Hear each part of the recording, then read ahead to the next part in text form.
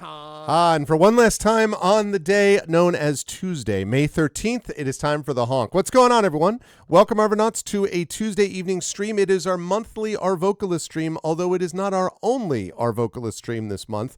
Gasp. Does that mean that there's more? Why, yes, there is. But before we get there, we welcome to the Arvocalists with the premiere of Citizen Sleeper 2. I am super pumped up for this. We played Citizen Sleeper 1, and that was a really good one, actually, and as KP was saying in the green room, is actually the first time that KP was the first one that he did was for that. Citizen Sleeper 1. So now it's time to move on to Citizen Sleeper 2. I think it's going to be a nice change from what we had from Citizen Sleeper 1. From what we had from growing up. So I'm excited for that. But before we get there, a couple of quick notes. I've already done this earlier, so I'm just going to zip through this quickly. Please follow the channel. Please check out our YouTube with !ArvTube, and thanks if you're watching me over there. Discord is !ArvCord. Twitter, !Arv tweets, Blue Sky, !Arv sky, website, arvaneleron.com, financially, !Arv shop is the merchandise area, !Arv Treon is the Patreon. Please make sure to support us on the publishing side, Icarus, my graphic novel from Mathis Arts, Library, my Tales and Tomes from the Forbidden Library, my 5e adventure and sourcebook from Alligator Alley Entertainment, Greyshade is my Greyshade IP, Greyshade Renegade Heretic, that is the Grey Assassin trilogy, and also the audiobook of Greyshade from our very own Trent Sparks, and you can pre-order the tabletop role-playing game of Greyshade from our very own Brandon O'Brien from Alligator Alley that will be out at Gen Con this year. Very excited for that. You can pre-order that too. It's going to be awesome. And as always, BLM, Black Lives Matter, important to affirm and assert the significance and importance of Black lives. Help Now, the World Health Organization page on suicide prevention. Important to reach out to others when you need help and reach out to others when they need help as well. And Ukraine, UKRAINE, to help the people of Ukraine as they fight back against an illegal and illegitimate war with bravery and courage, and send the message we'll do so for others in that situation in the future. And thank you so much, Triffany Mats, for subscribing at Tier 1, 62 months, more than 5 years. Thank you so much. Hooray, Arvin, our vocalist chat, and Citizen Sleeper 2 at last. Yes, amen to all that. Thank you so much. It is a great pleasure as always. Thank you, Triffid. And welcome, everybody. I am super excited for tonight. We had a good stream earlier today of Keep Talking and Nobody Explodes. And then we did some Expeditions Rome, which was really good. And now we've got this going on with the Arvocalists, and the full crew is here. And so with no further ado, I'm going to unmute myself so they know we're going, and I apologize ahead of time for anyone that I interrupted because I couldn't hear them. And then I am going to unmute them. And last but certainly not least, head over to reveal to you the crew. They are all here. All four of them are ready with bells on. They are excited. Two quick shout outs. First of all, one shout out and one note. The shout out is to Rem, who produced that baller graphic that you saw earlier. Let's all take that in just a moment. Look at that. Look at that. I mean, that is just, no, seriously, it was awesome. So thank you, Rem. Awesome graphic. I love it. And then the second thing is, big announcement tonight, chat, which I've been promising the whole time. We sort of vaguely made reference to it last time. We can officially announce it now. The Arvocalists are going to be leading off that's right, you heard it correctly, leading off ArvCon 2025, our 11th annual ArvCon to benefit the Damon Running Cancer Research Foundation. That's going to be starting a week from this Friday, and it's going to be happening on Friday night, May 23rd. They will be leading off, but not as voice actors, or not principally so. They will be doing a one-shot D&D event featuring Rem and Indian KP and yours truly as players with Critical Role DM, full-time Critical Role. No, not that. But professional DM and my partner in crime on Gen GMs, and also a player in Expedition from the Mysterious Peaks. And that's Zach Clay, who's going to be doing the whole thing. So they're going to be leading it off. We're going to be raising the money. I've already laid down the gauntlet to them and explained about how, like, you know, you have to try to raise the most money, and then, like, otherwise people kind of give you the side eye. That, no, I didn't say any of those things. But I'm really excited for it. It's going to be awesome. It's coming up a week from Friday. So with that in mind, first of all, Zach, it's good to see you. Are you as excited as I am about that game? And I'm just curious if you could just let us know everything you're planning to do, so we can be ready to just counteract every possible, that would be great. How are you feeling about it? How are you feeling about tonight? I'm feeling great. Which players will chat details about that very soon this week.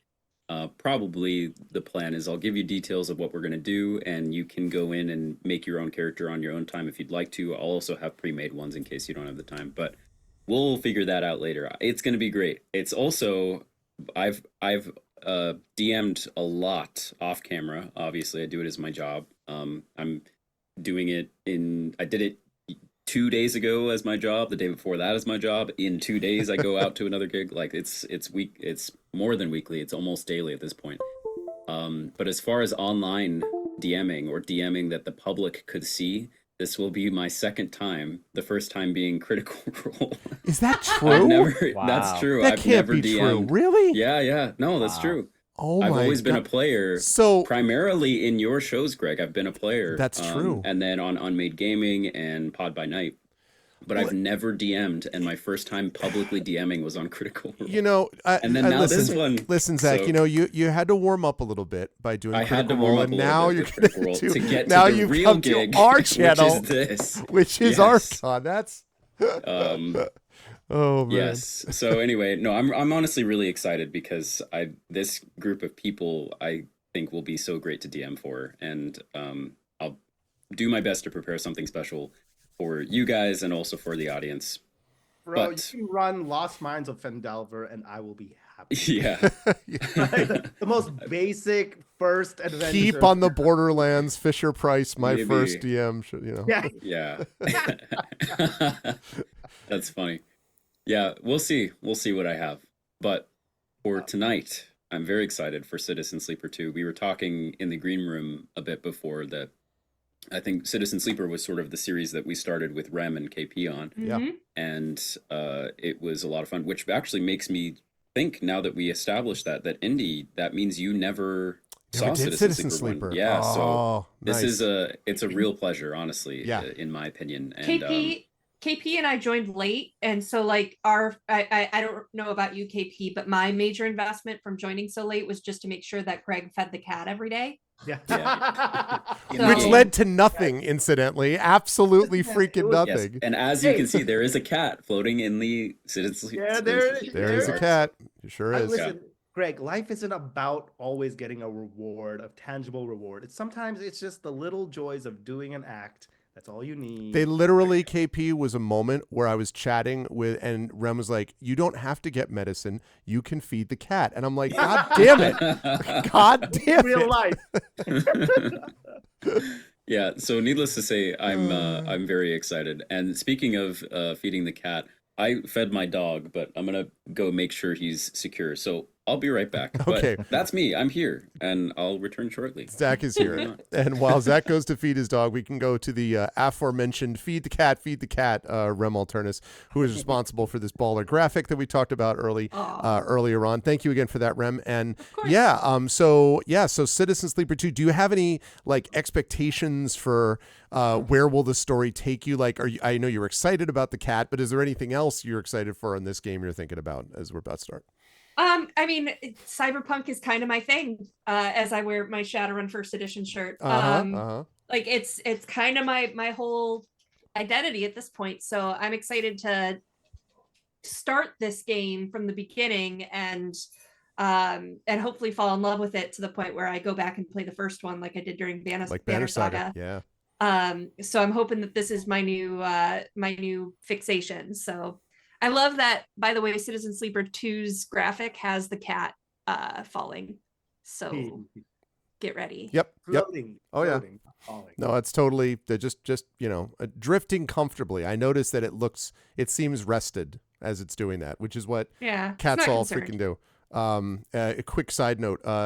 So we have a mama fox and her 4 kits living under our shed outside. And animal control is just basically like they'll be there for a month or two and then they will go off on their own. They're solitary. They also help cut down on, any rodent population or whatever. And they're very sweet, right? But if you have ever heard a fox cry, it's like, I can't even describe it. It's like someone is being murdered in your backyard. So that's happening last night at like 1:30 in the morning. And one of the cats is up here and Ganesh and he's like staring like into the darkness. He's just like, where this cannot stand. I was like, wow. So they were just like, and they're pretty decent sized cats. So they're a little smaller than the fox, but not by much. Like they're pretty, but they're indoor cats. They would not go outside anyway. But it was very much like, why is someone murdering them, and why don't you let me outside so I can see it? Anyway, that's what happened with the cats. It was very much that way. But anyway, it is a great pleasure to have Rem with us. And you should go check out everything that Rem does at Catalyst and elsewhere. If you have a Kickstarter you want to run that's going to make millions, you should have Rem run it and all that kind of good stuff. So, no promises. No, I mean like something you don't have to do any extra work. Like, like someone finds like Abraham Lincoln's first diary or something, and they're like, it's gold plated. Do you want to buy it? We're going to kickstart to get it published. I don't know.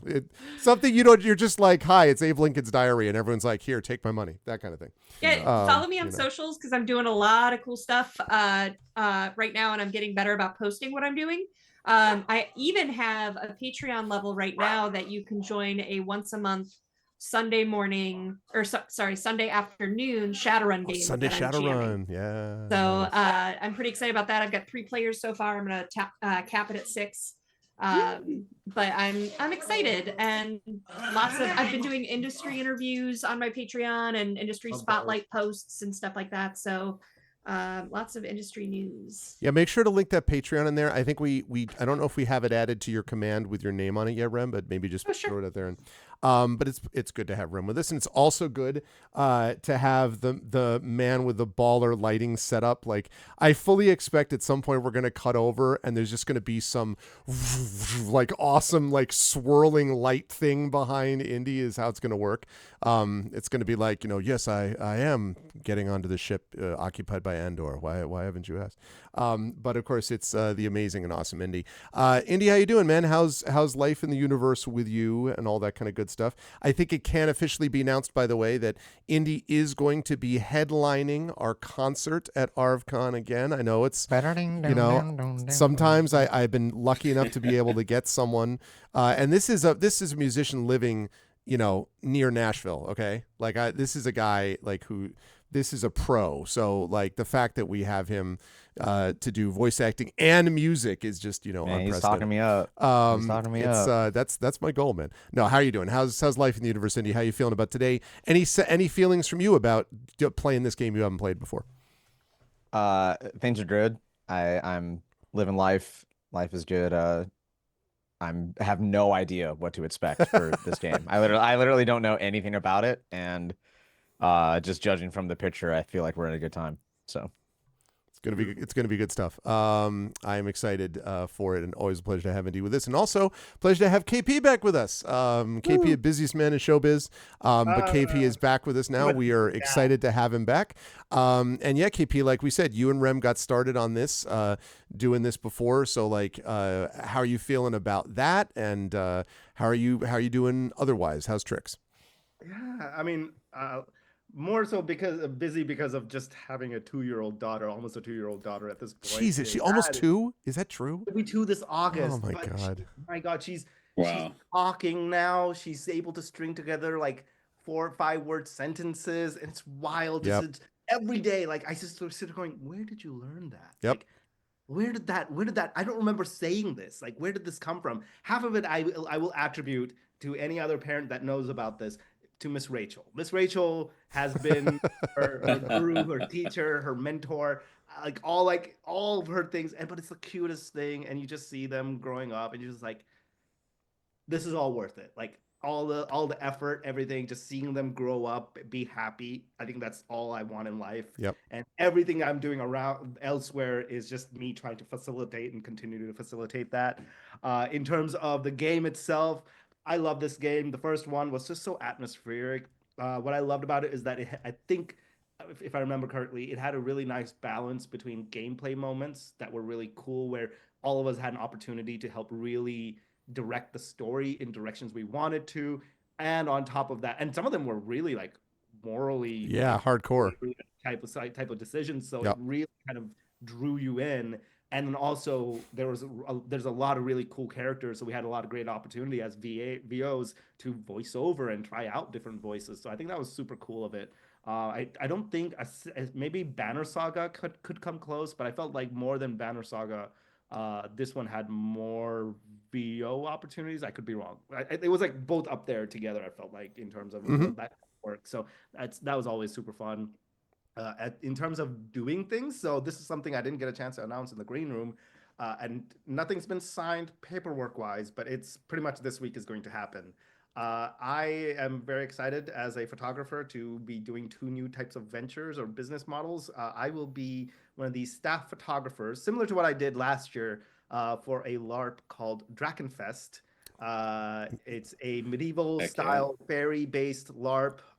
It originated in Germany, I think.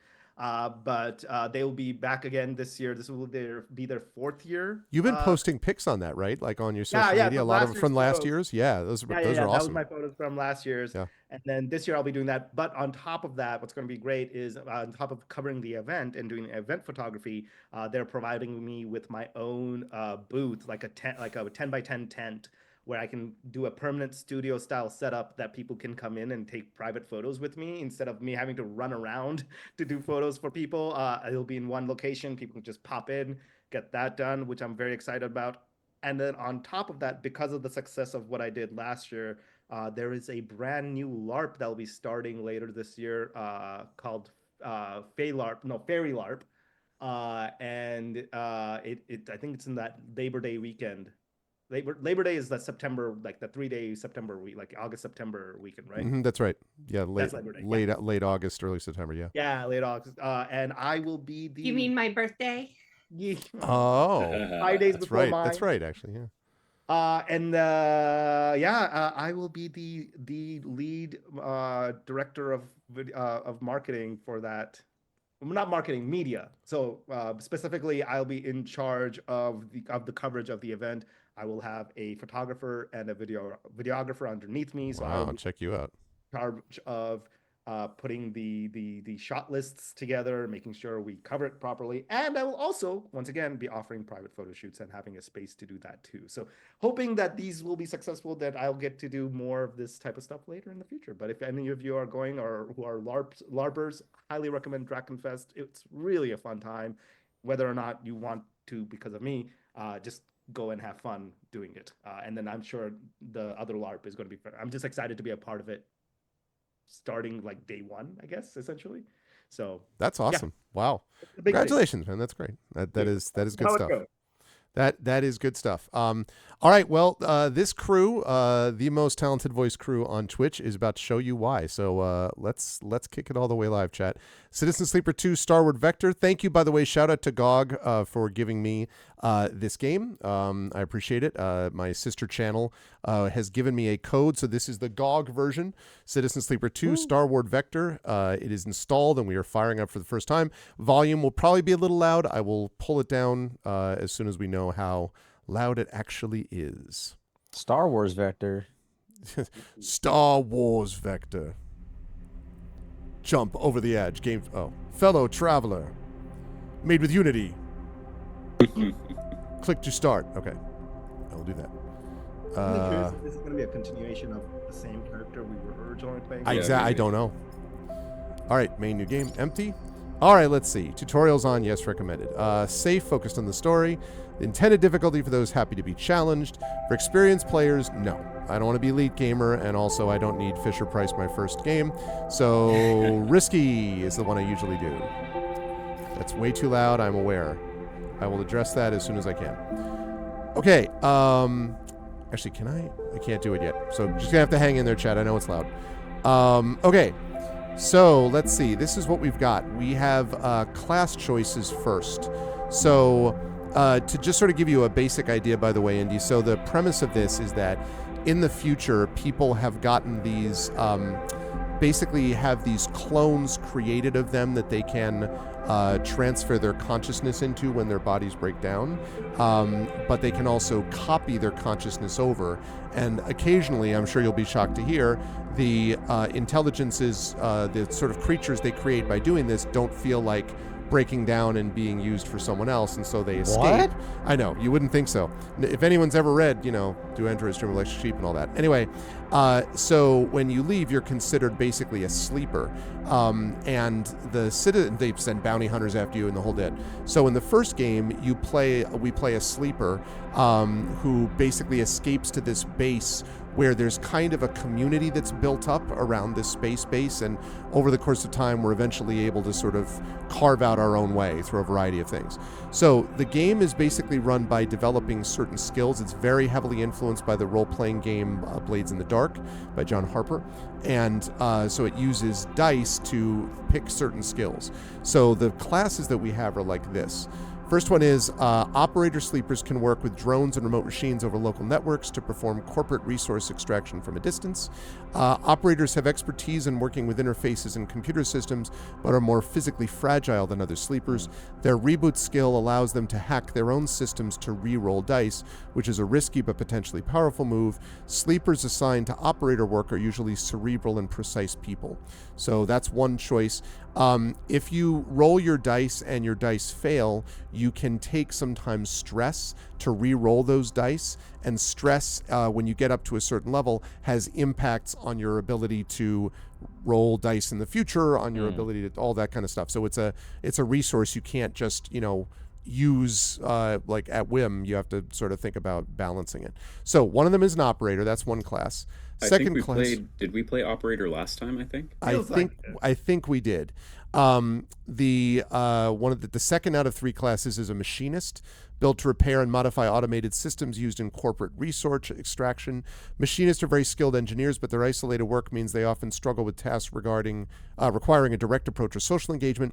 Focus skill allows them to focus on a single task and boost their dice to excel in it. Sleepers assigned to machinist are usually diligent, careful, and structured people. And the idea here is you can accrue stress to focus an action die, and when you focus an action die, you basically add points to it. Successes, I believe, happen, depends on the task, but usually a 5 or a 6 on a 6-sided die. So if you can boost the die to get it higher towards the 6, more likely you'll get a success.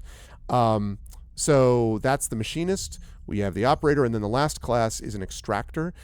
Built to work at the coalface of corporate resource extraction, often in hard vacuum environments. Extractors have a high level of physical endurance, but their confidence means they struggle with tasks requiring intuition. Their rally skill allows them to motivate those in their team, boosting their crew dice. Not actually sure what crew dice are. Sleepers assigned to extractor work are often confident, self-sufficient, and have a high level of endurance. So basically, this is a more physical class.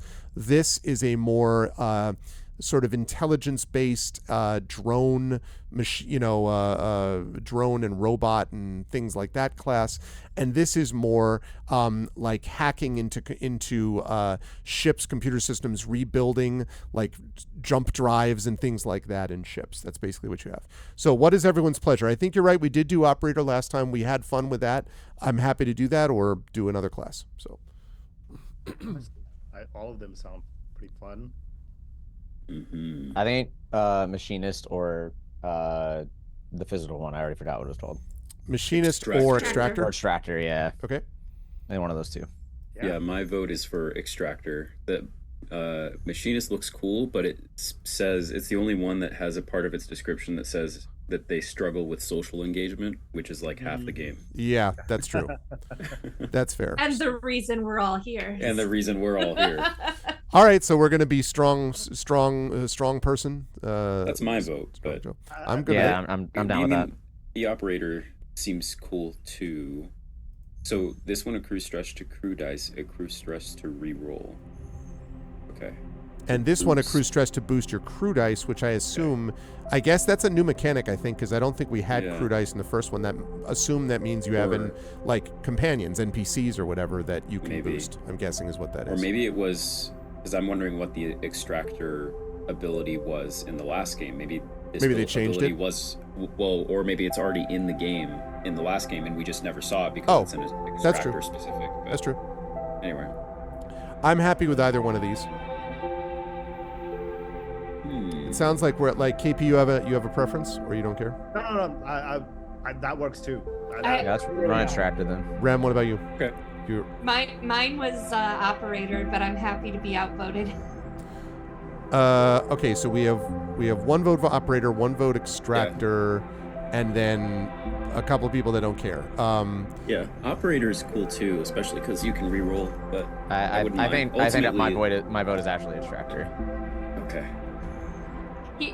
Indy feels stronger about it than I do, so let's go All right. with extract. Let's do it. Extract. It's because Indy do like secretly aspires to this. Like I didn't this know. I is just like- I see the big ass gun, and I'm like, oh yeah, let's run that. Let's Yeah. run that one. I see the red line through into it, and I'm like, oh no. Oh, That's right. The operator Well, the other has one a has red to line through endure. endure. Yeah, that's right. That's a Well, good point. I play mages. I'm always squishy. I'm not afraid of not having endurance. I'm afraid of being And then not having intuition. Greg, go back to the first one. First one is Engaged, machinist. I guess. Yeah. I Engage. see. That yeah, is they a all very have good one. point. Yeah, they all have one that's. Yeah, I didn't Gotta full notice think that through until it. Rem pointed it out. Now I'm torn. Because Intuit, as Rem has already put together, Intuit's a very useful skill for social situations, and in fact, probably the only skill that is non-social is endure, but it also means we would die more easily. You can't socially engage if you're dead, I guess is the Yeah. Into it, but having engage but no into it makes me feel like when people talk tech and I go, I'm pretty. Yeah. Well, I really have I can see I- all these arguments. I'm good with Yeah. whatever. I'm going to be of no help here because I like all of them. okay. Well, my vote's actually for operator now. I'm with Rem. Okay, operator. I'm sorry, Andy. I don't even know what this game is, so like. What do you say, KP? Are you good with operator? Are we? I'm torn because the fact that we did play operator last time. I think Yeah. a cool route. We know that route. I think this is going to offer us a gameplay experience that we're familiar with, so we can focus more on the VO side of things. Mm. Whereas the other one, the extractor, would give us a new gameplay style to try out.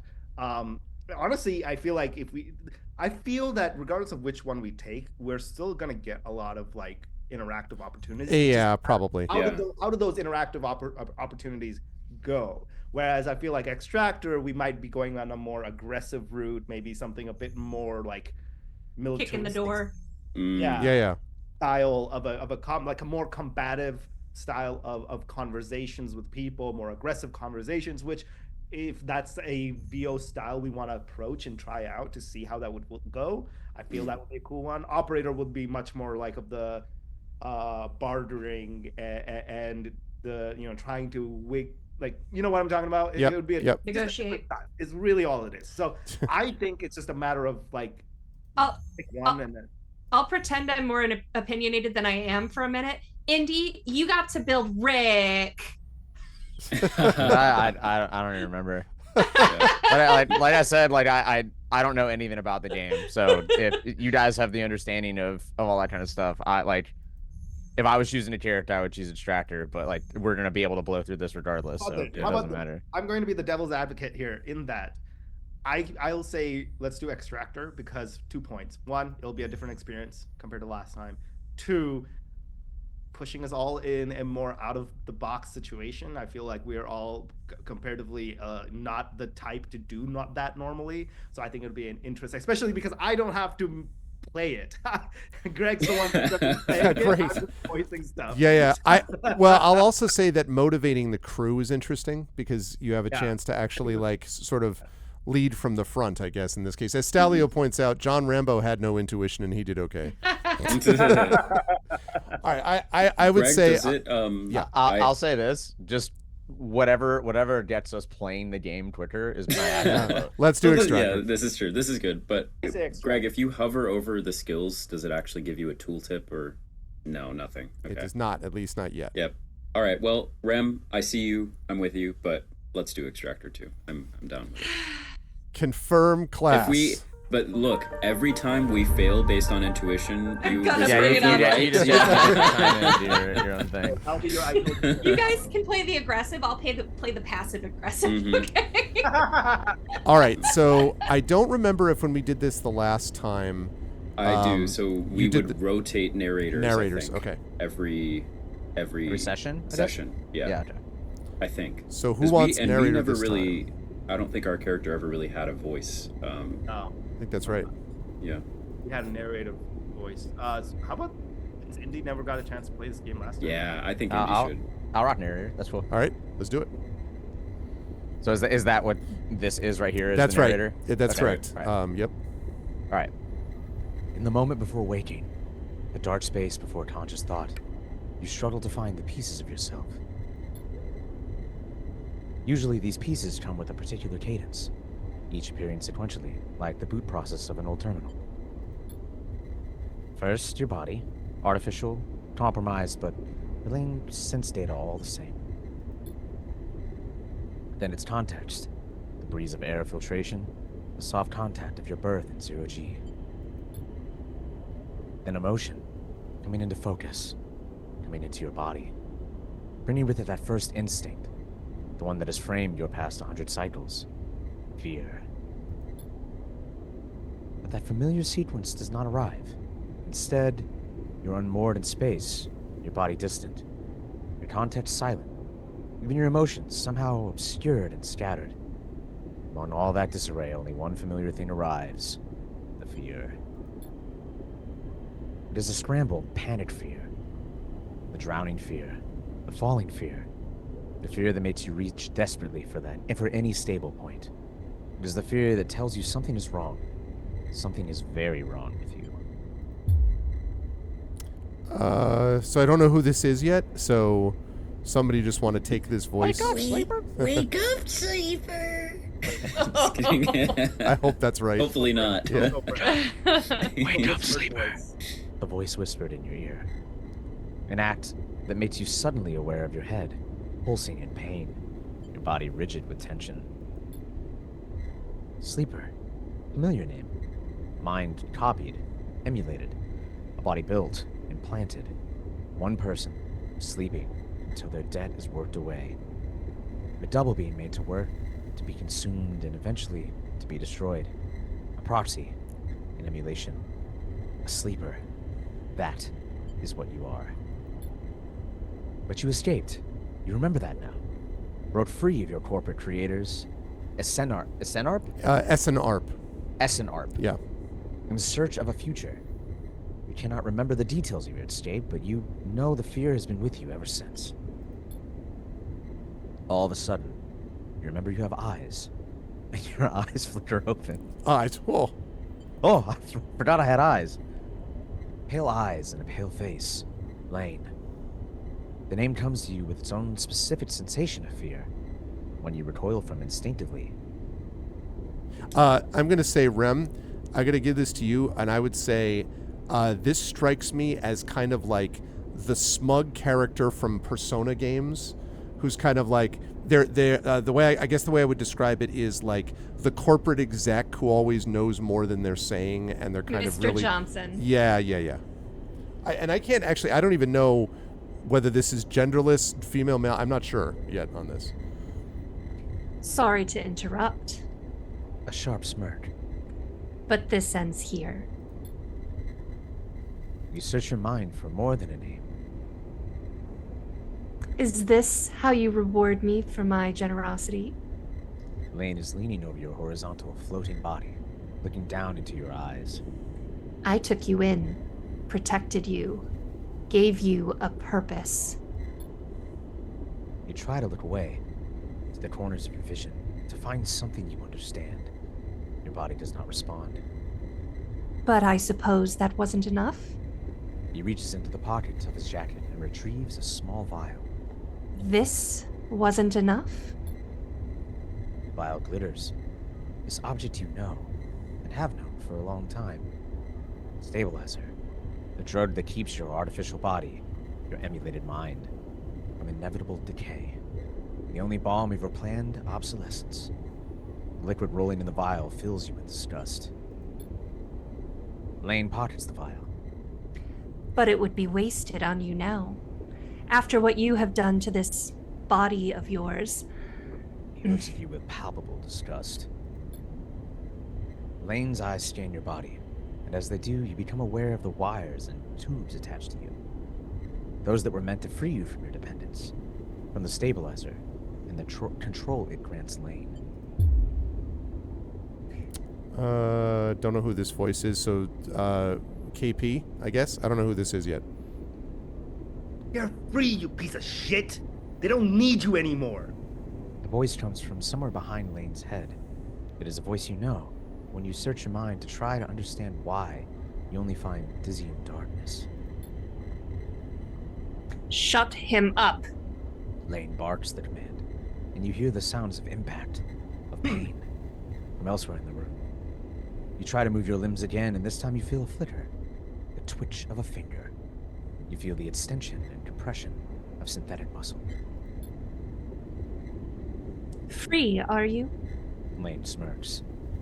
You were free when I disabled your tracker, when I gave you the stabilizer you needed. He scans your body with angry eyes. Now, you aren't free. You are just broken. I had such big plans for you, Sleeper. I invested in you.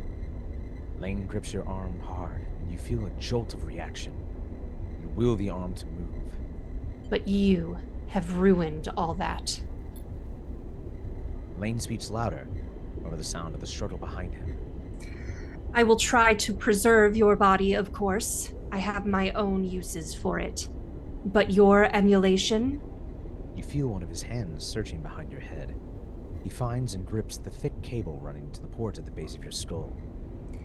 I will burn that out.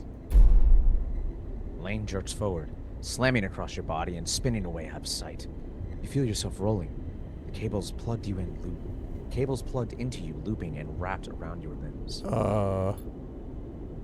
And you feel hands steadying you, pulling cables. You glance around wildly and see someone diligently unplugging you. You meet his eyes. I guess this is you, KP. I don't know who this is yet.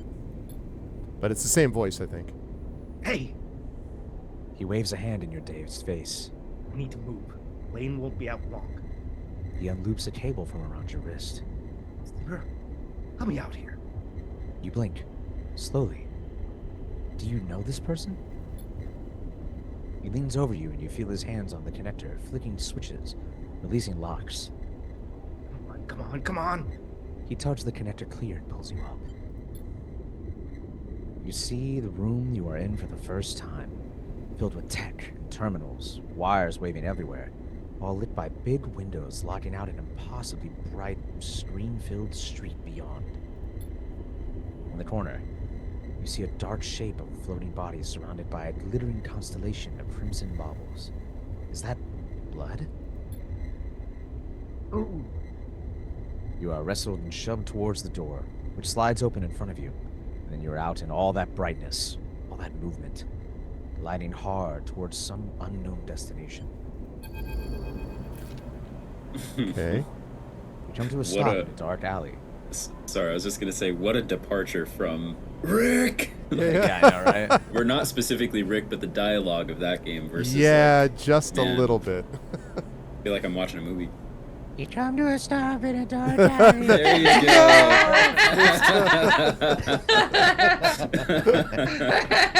The one who guided you here, pausing to catch his breath. He doubles over beside a massive support unit and sends a lukewarm breeze across your skin. What's up, Furry Far? You stare at him, trying to recall anything about him. You notice his tattered jacket, his lightweight clothes. You remember this station runs hot. Something about the power that flows through the place. He looks up and meets your eye. What's going on, Sleeper? He wipes sweat from his forehead and it floats away in a swarm of spheres. Talk to me. Who are you? Yeah, Victorian. You see a concerned frown across his face. Don't mess with me, Sleeper. That's not funny. He comes closer, eyeing you carefully. What station are we on? He narrows his eyes, waits for the answer. You close your eyes, trying to recall. You force your way through the dark to the image of a station. No, a city. Growing on the back of a vast set of hexagonal solar cells, shadowed by them. You open your eyes. Dark side. The word leaves your mouth like an exhale, an instinct. Before you heard yourself sound it out, you didn't know it was there. He sighs. Where am I? You see something like fear in his eyes. Panic, perhaps. Oops, sorry, I just lost it. There we go. You stare hard at his face, the slight upturn of his mouth, the intensity of his stare. Nothing comes. He closes his eyes and drops his head, putting a hand to his temple.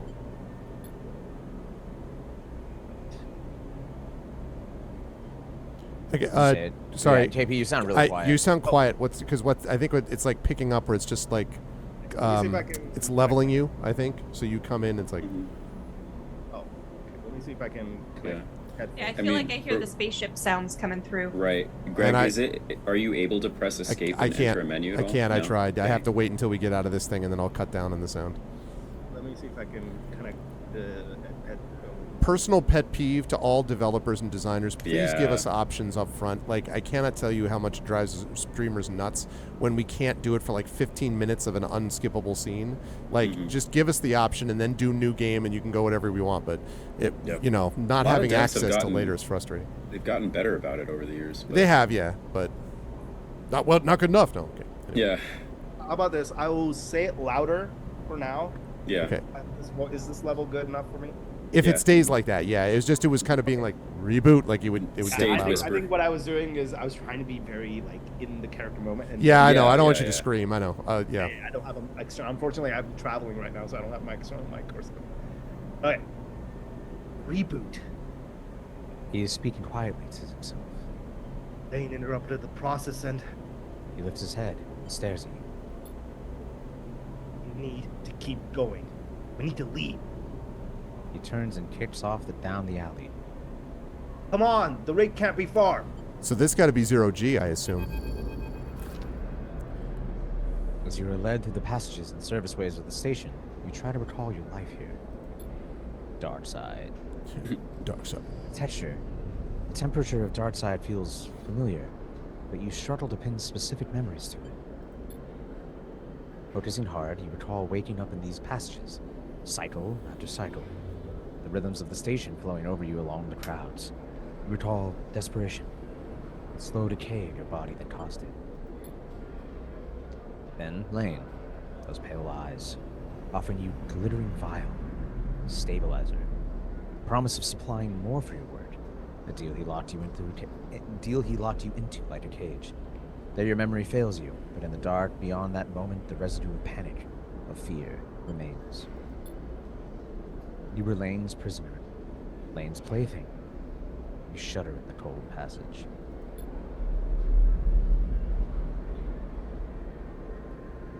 You're muted, I think, KP. Wait.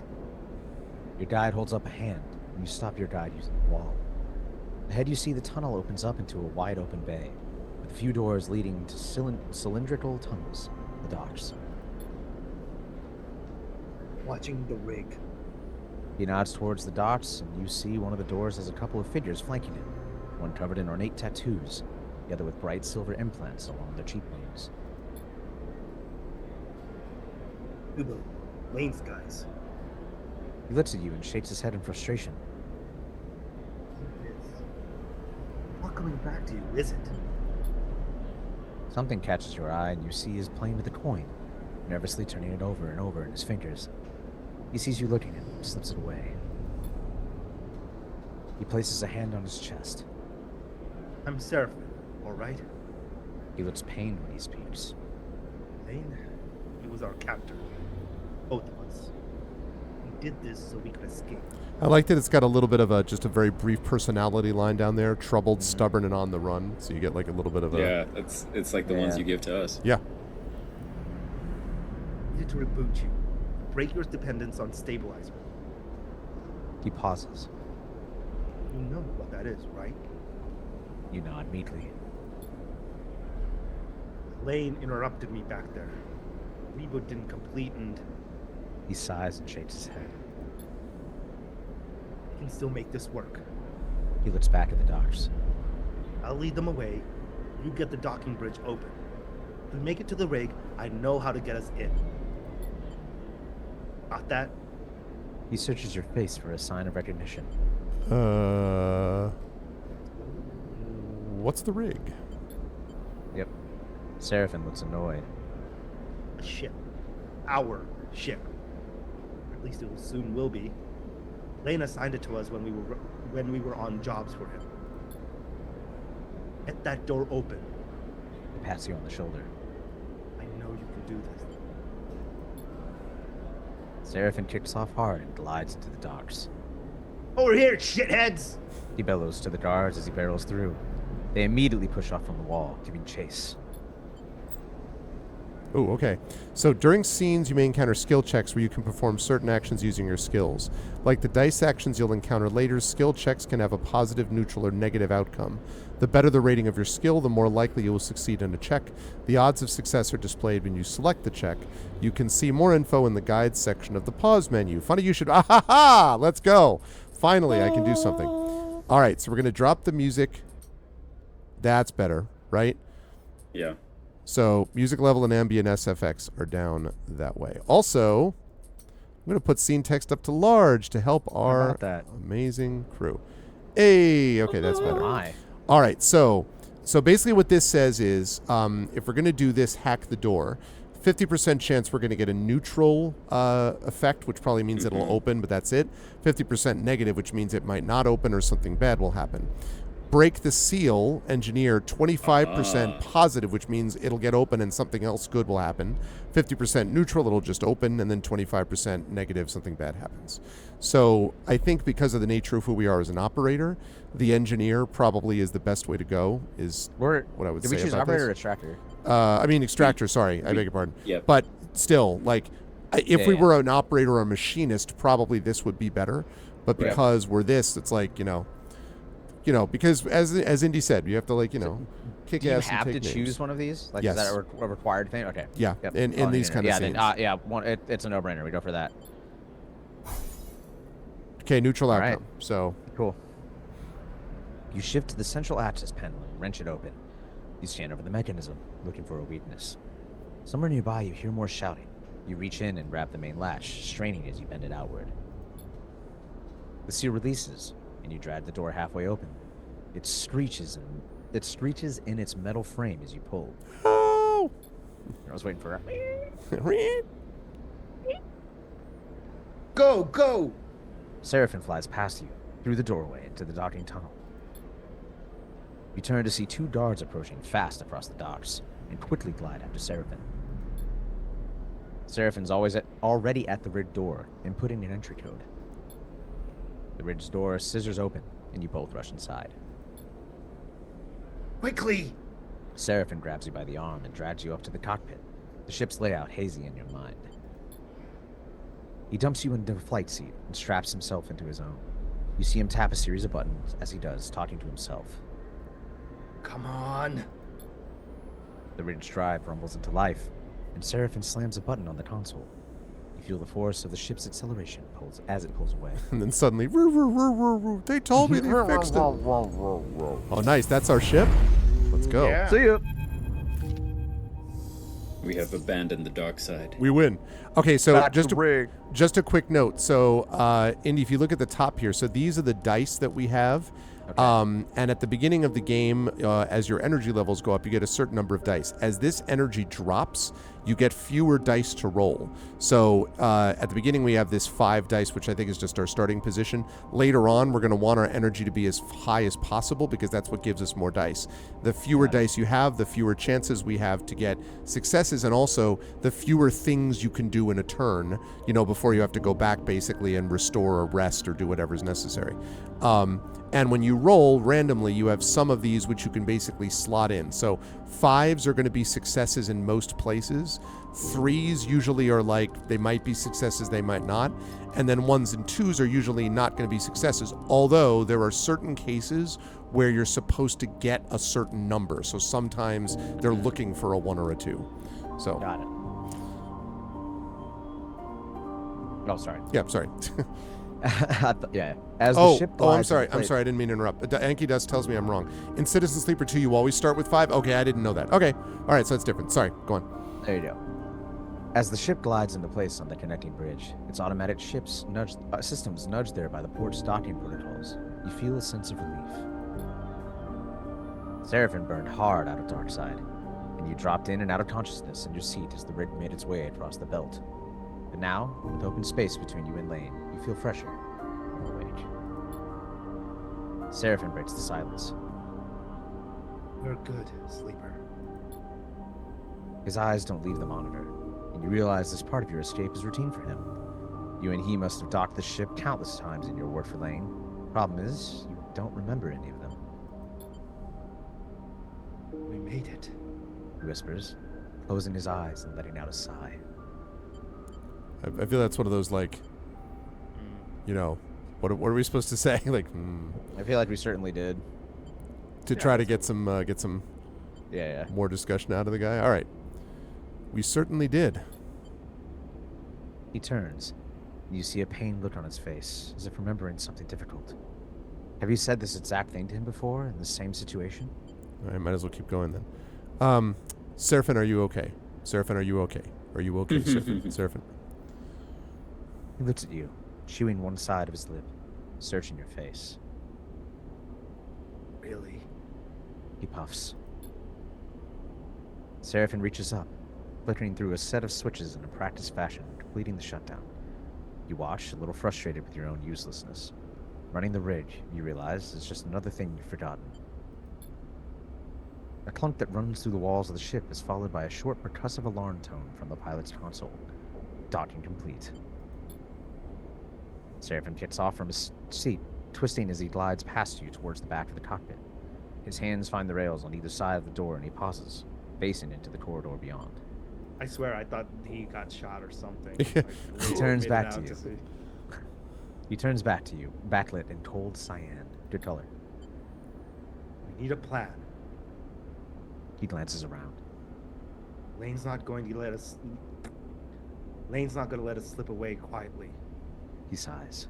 We need to talk. We're a group of voice actors. Sure, I'm good with that. Seraphim burrows his brow. Not now, sleeper. We need to forget. He flinches, the words coming out wrong. We need to focus on something other than He pauses again, unsure. us. He sighs. We need to survive this thing first.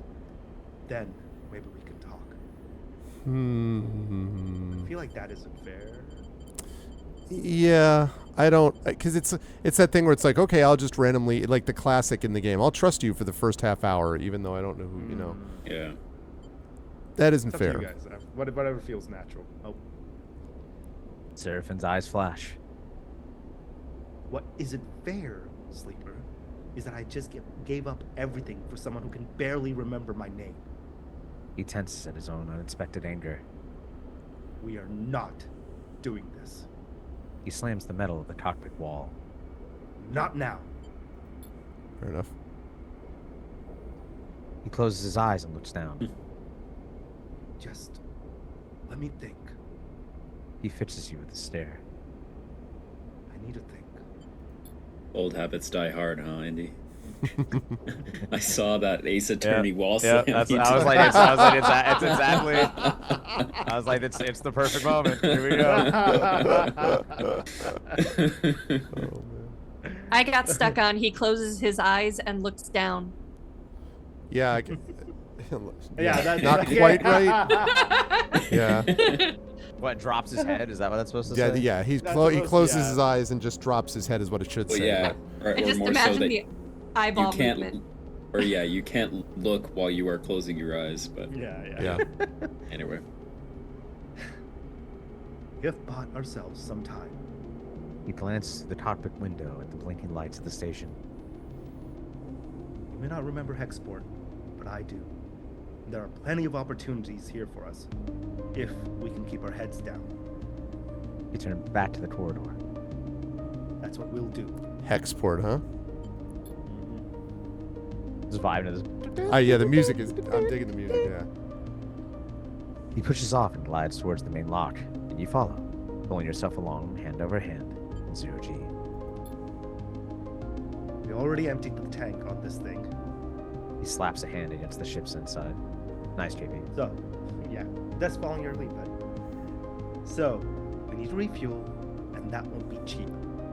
But if you and I know one thing, Sleeper, it's how to work. I'm gonna get myself reacquainted. See if I can turn up any old connections. People that might throw us an easy contract. You glances back over his shoulder. You keep out of trouble. So assuming we don't want to be like, shut up, I can do it. Do you go with your I'm going to or low profile? I feel I'm going to. Like, at least me in that situation, I'd be like, I've just woken up with no memory. Yeah. Guy, and you're the only person I know. I'm following you, okay? Yeah. People I do get that. I'm going to. Keep waiting for the drop. Seraphim stops at the airlock. Not with me, you're not. Damn. His eyes. You bring a lot of attention to us, Sleeper. People don't forget your face. I'm still losing some of. I'm still losing I'm a bit still of losing KP, yeah. KP under this music, so.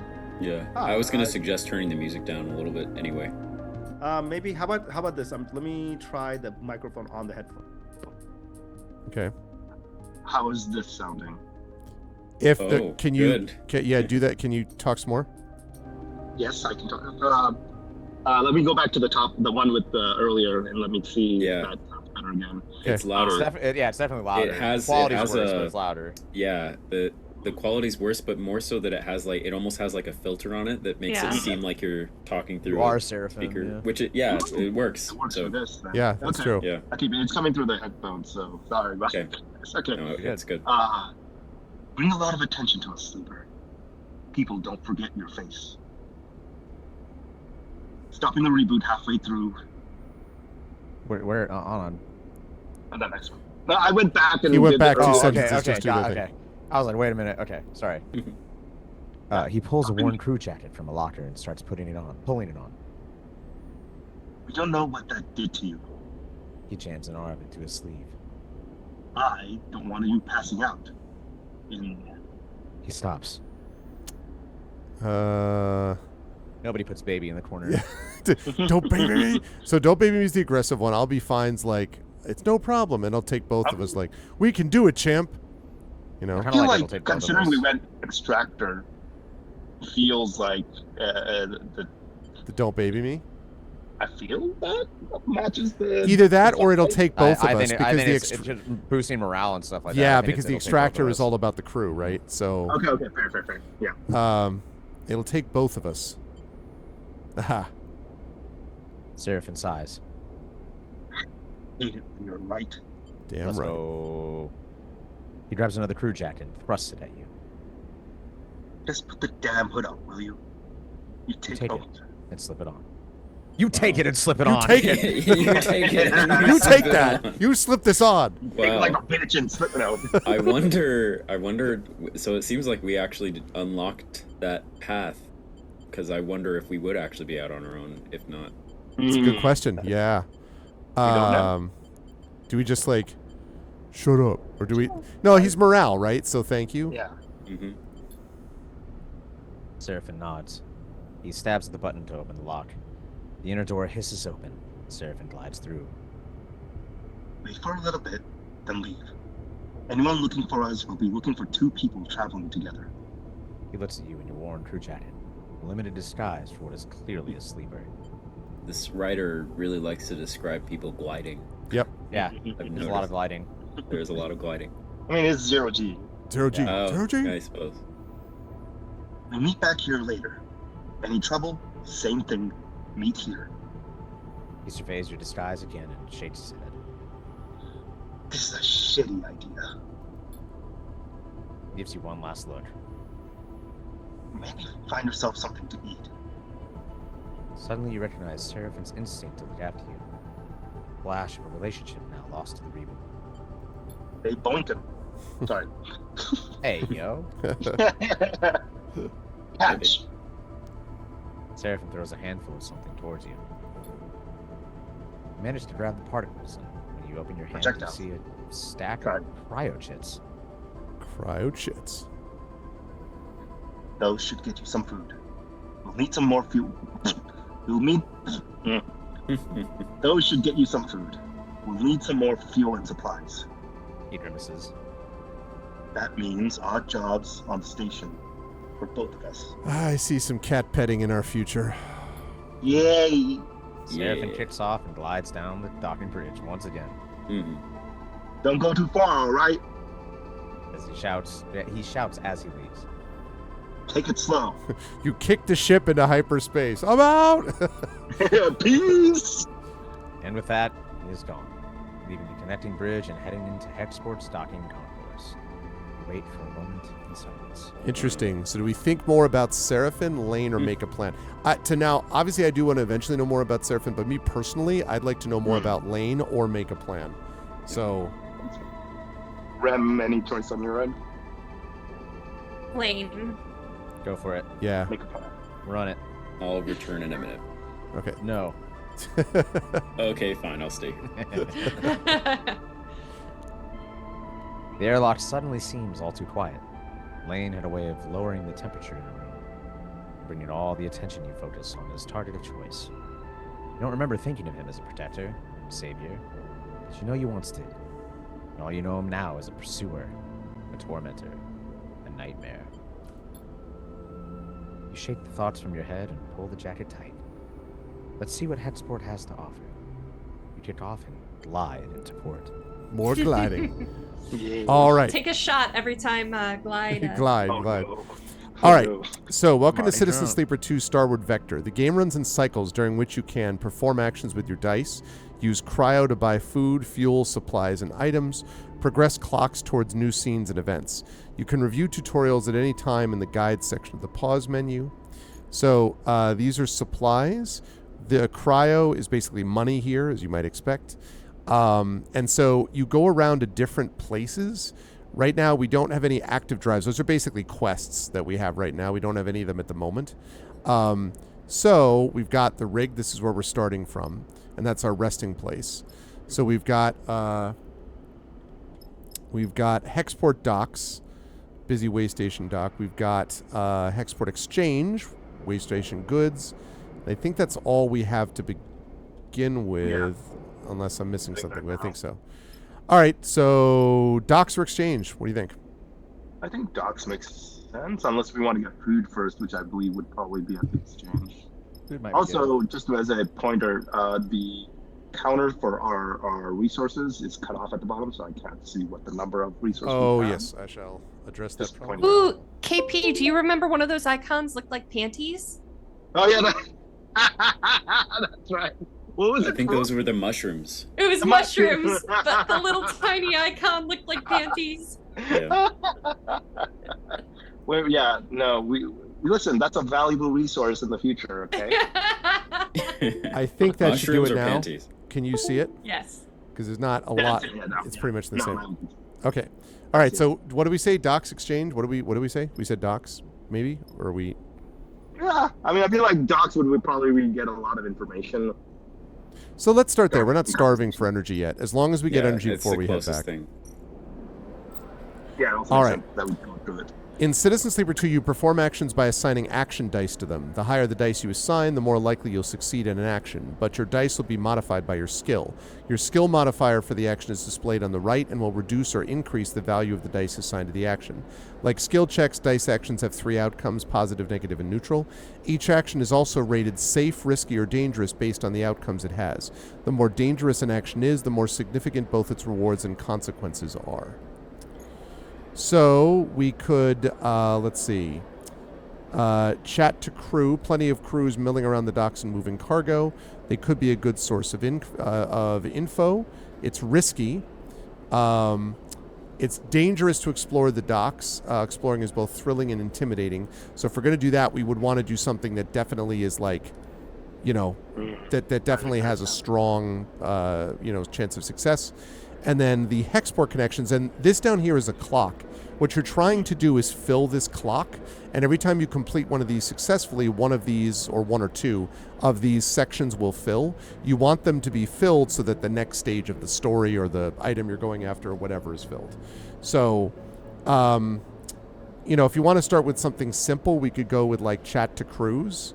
Yeah. And maybe, I don't know if we want to do that with a 5 if we want to guarantee that it's good. But I feel like story-wise, though, didn't he just say, like, you're going to be super recognizable as a sleeper? So maybe, like, don't let people that could tell Lane as soon as he lands that you're here. So then that would be explore then. Or going we elsewhere. Actually, yeah, we check out what's elsewhere and then make a decision from everything. Could do that. Sorry. You used to do that in the last game too. My God. Okay, so that's the docks, and then we have the exchange, which is trade scrap, all about identifying materials, cleaning up components. Engineer's job more than a trader's. That's dangerous, but uses engineer skill. And then impress the brokers. The data brokers are the heart of the exchange. They show off their knowledge by discussing decryption. Maybe if you can talk the talk. And again, this is only a 4 o'clock. So the exchange buzzes with the conversation of commerce. This is a place where contracts are found. You just need to look. So this would be if we're trying to get more stuff for money and resources, which we'll definitely need. The other one is more info. It sounds like we have, like, all of the options are talking to someone except exploring the docks. So, like, we're going to have to talk to people at some point. Yeah. So given that that's the case, I mean, Extractor's probably more comfortable, like, doing physical stuff than, like, impressing brokers, right? I mean, I don't know, but... What's our skill in each of these? That is... Darn it. That's going to happen about 6 million times in the game. You have to leave first, probably. I have to leave, I guess, to do that? Yes, okay, so our skill... Oh, okay, sorry. Character screen, upgrade and configure sleeper. On your left, you can upgrade your skills to improve the skill modifier applied to your dice when you undertake an action. To the right, you can upgrade your push, the unique ability of your class. When upgrading your push, only one upgrade at each level can be active at once. You can configure which upgrade is active only while at a hub. It's interesting. We don't have any points available right now, but... So our top one is Endure, right? So we have all the way down here. So we get plus... I guess like +1 die, if I'm reading that correctly. And then Engage and Engineer are both pretty good. That would be the thing that we would want to, if we wanted to upgrade, we would do that to kind of give ourselves an increase. So we have an extra die for Endure. I think we're sort of neutral on Engage, Engineer, and we're neutral on Engage, and we're neutral on... Right, I can't do that. I know that. So we're neutral on Engage and Engineer. We're plus on Endure. We are a little bit underneath on Interface, and we can't do Intuit at all. So that's basically where we're at. So... Can you go back into that one more time? Yeah, I'll do that in just a sec. This Engineer and Interface is what's required in this one. Okay. I'm looking at what's on the right now. Oh, right. So...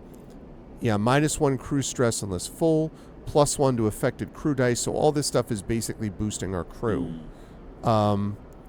Push effects, both crew dice. That's if you boost, like, over time. That doesn't make too much sense to me, but okay. I imagine we'll know more when we figure out more about crew stress. I hope so. Yeah. Probably. Okay. Alrighty, so... Okay. So we've got that. We've got, again, trade scrap is Engineer, impress the brokers is Interface.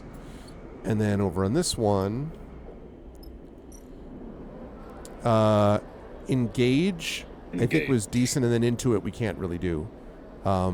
So it would be chat to the crews here using Engage, or it would be Engineer, or whatever the other one was that I don't remember, the other one. My only inclination would be maybe doing the other one first because the clock is smaller. Smaller, yeah. What's up, Rippin? How you doing, man? Okay, so that would be smaller clock. So trade scrap is Engineer, and then Interface, and again, Interface we don't have anything on. Engineer we have something positive. So Engage or Engineer are the two. Yeah. So each one of those next steps requires 4 points. Is that what I'm seeing there? You mean on the character build? Yeah.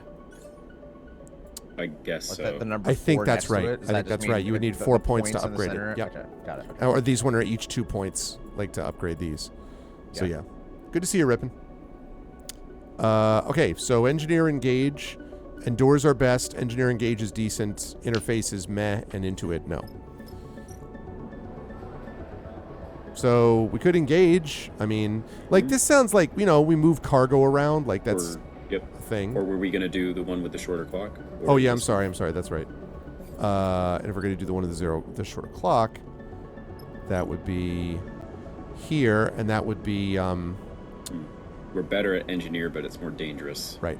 So we might just want to throw a 5 in there to be sure. Pretty sure. Oh, yeah. Can you try it? What does it say? 50% positive, 50% so neutral. No chance nice. of. So we could do that. Yeah. Yeah, run it. All right. I like the odds of no bad. Yes. Oh, and that gave us 2. So we got rules because that was positive outcome. So that's why we got an extra. You just progressed a clock.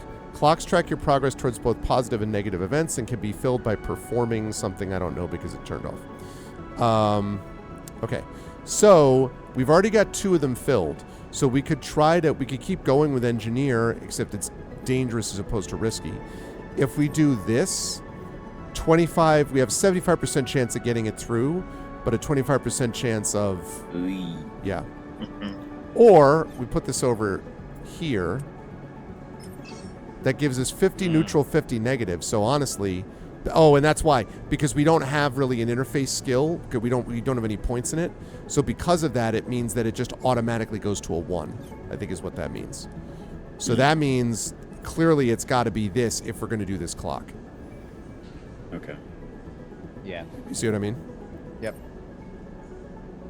And do we have an option to rest to refresh our dice pool? Yes, but we can't do that. But our guy doesn't do that like without resting. Like there's one that you can re-roll the dice by taking stress. Our guy doesn't do that. So we would need to rest, and that would be a whole new cycle. And when you do that, you lose a little bit. You may remember you lose a little bit of this energy. Yeah. So. Okay. Let's try it. 75% shot. Yeah. We can do it. Easy, dude. Positive. Neutral. So we lost 6 cryo, but we finished the clock. So now this is unavailable because we did this. So now this is done. We probably can just leave. Which means I guess we just leave. That means we got a new location. Oh, right. Okay, they gave us new info. So they gave us basically 2 more spots. Trade hall and a canteen. There's that food you were looking at. So... Okay. Yeah, take a look. Trade hall. So we can buy fuel. We're going to need to buy fuel eventually. Fill fuel. You can fill your fill capacity in a single order. Buy supplies. You obviously need to use supplies when you're resting. And then fill supplies. So it's basically just... This is where you buy food and fuel, is what it looks like. And then this one. Here you can eat in exchange for cryo. Eating gives you energy, stops you starving. Different foods give different amounts of energy. So 13 cryo allows you to eat. So. Yeah, we'll need to decide something to do with our money. And there's that. And then there's the chat to the cruise. Mm-hmm. I'm just checking. So this is another 25% positive, 50 neutral, 25% negative. It's a longer clock, but, Do it. What risk did chatting with people ever pose, ever? Yeah, plus Hexport Expert. Nice. Positive Export outcome. Expert. There's a neutral. I think there's a neutral one. Still Oh, was it neutral? Oh. Yeah. I was excited for a minute. Okay. And then we don't have to use the lower dice, do we? No, but I think it's usually not. I thought the idea was you want to use it as much as use your dice if you can, I think. Yeah, but for example, put in the 1, it would just be an automatic failure almost. No, Oh, 50 okay. neutral, 50 negative. And this one, same. Yeah. This one I bet I can't do. Yeah, because we don't have that required. So.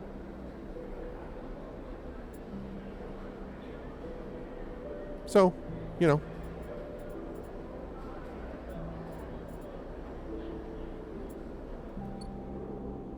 And I think there's also... Oh, and then the other thing is... Right, okay. The rig is your ship and a home in the Starward Belt. While the rig is docked at a hub, there are multiple areas you can visit. Bunks use dice to reduce stress. Galley use supplies to regain energy. Other locations will unlock as you play. While the rig is in dock at a hub, your crew will also help to gather resources to contribute to the upkeep of the ship. You can choose which resources they should focus on in the crew task menu to the left. They have a random chance of acquiring at the beginning of the following cycle. So we can set up Seraphin to like work on scavenging fuel, sourcing supplies, or getting us cryo. And this is a cycle clock. It progresses towards an event each cycle. So basically what this means is this is not something we add to. Every time we cycle, a part of this is going to fill up. So basically, and once it gets to the top, something happens. Lane catches you. Exactly. We can make a meal using supplies here, and then rig bunks. That's if we want to rest and recover. We'll do that when we're not on a contract. And that one's safe, so that, we can't get hurt that way. Name's Rig bunks. Maybe we could put one of our dice in there, in the rig bunks. Because our dice are really bad anyway.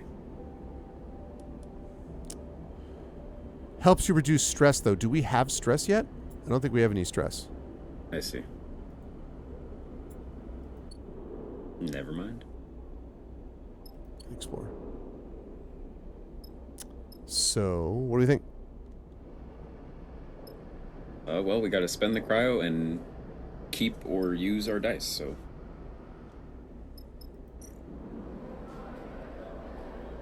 Well, we could chat to the crew. Mm-hmm. Which would be 50%. Let's use our really high intuit skill. If only we had chosen operator. There we go. It looks like we're just kind of screwed on either one of these, right? I think we can 50, break 50, through. 50. Yeah, pretty much. We might as well. Yeah, go ahead. Yeah. My thought is to not even use these 2 dice and to just spend cryo today and then sleep and call it a day and not worry about trying to use a 2 or 1. Okay. That's what I would do. I respect that for sure. All right, so then... I mean, 50-50 is not so bad, but I don't know. Are we eating at the canteen then, or are we going to the trade hall to get supplies?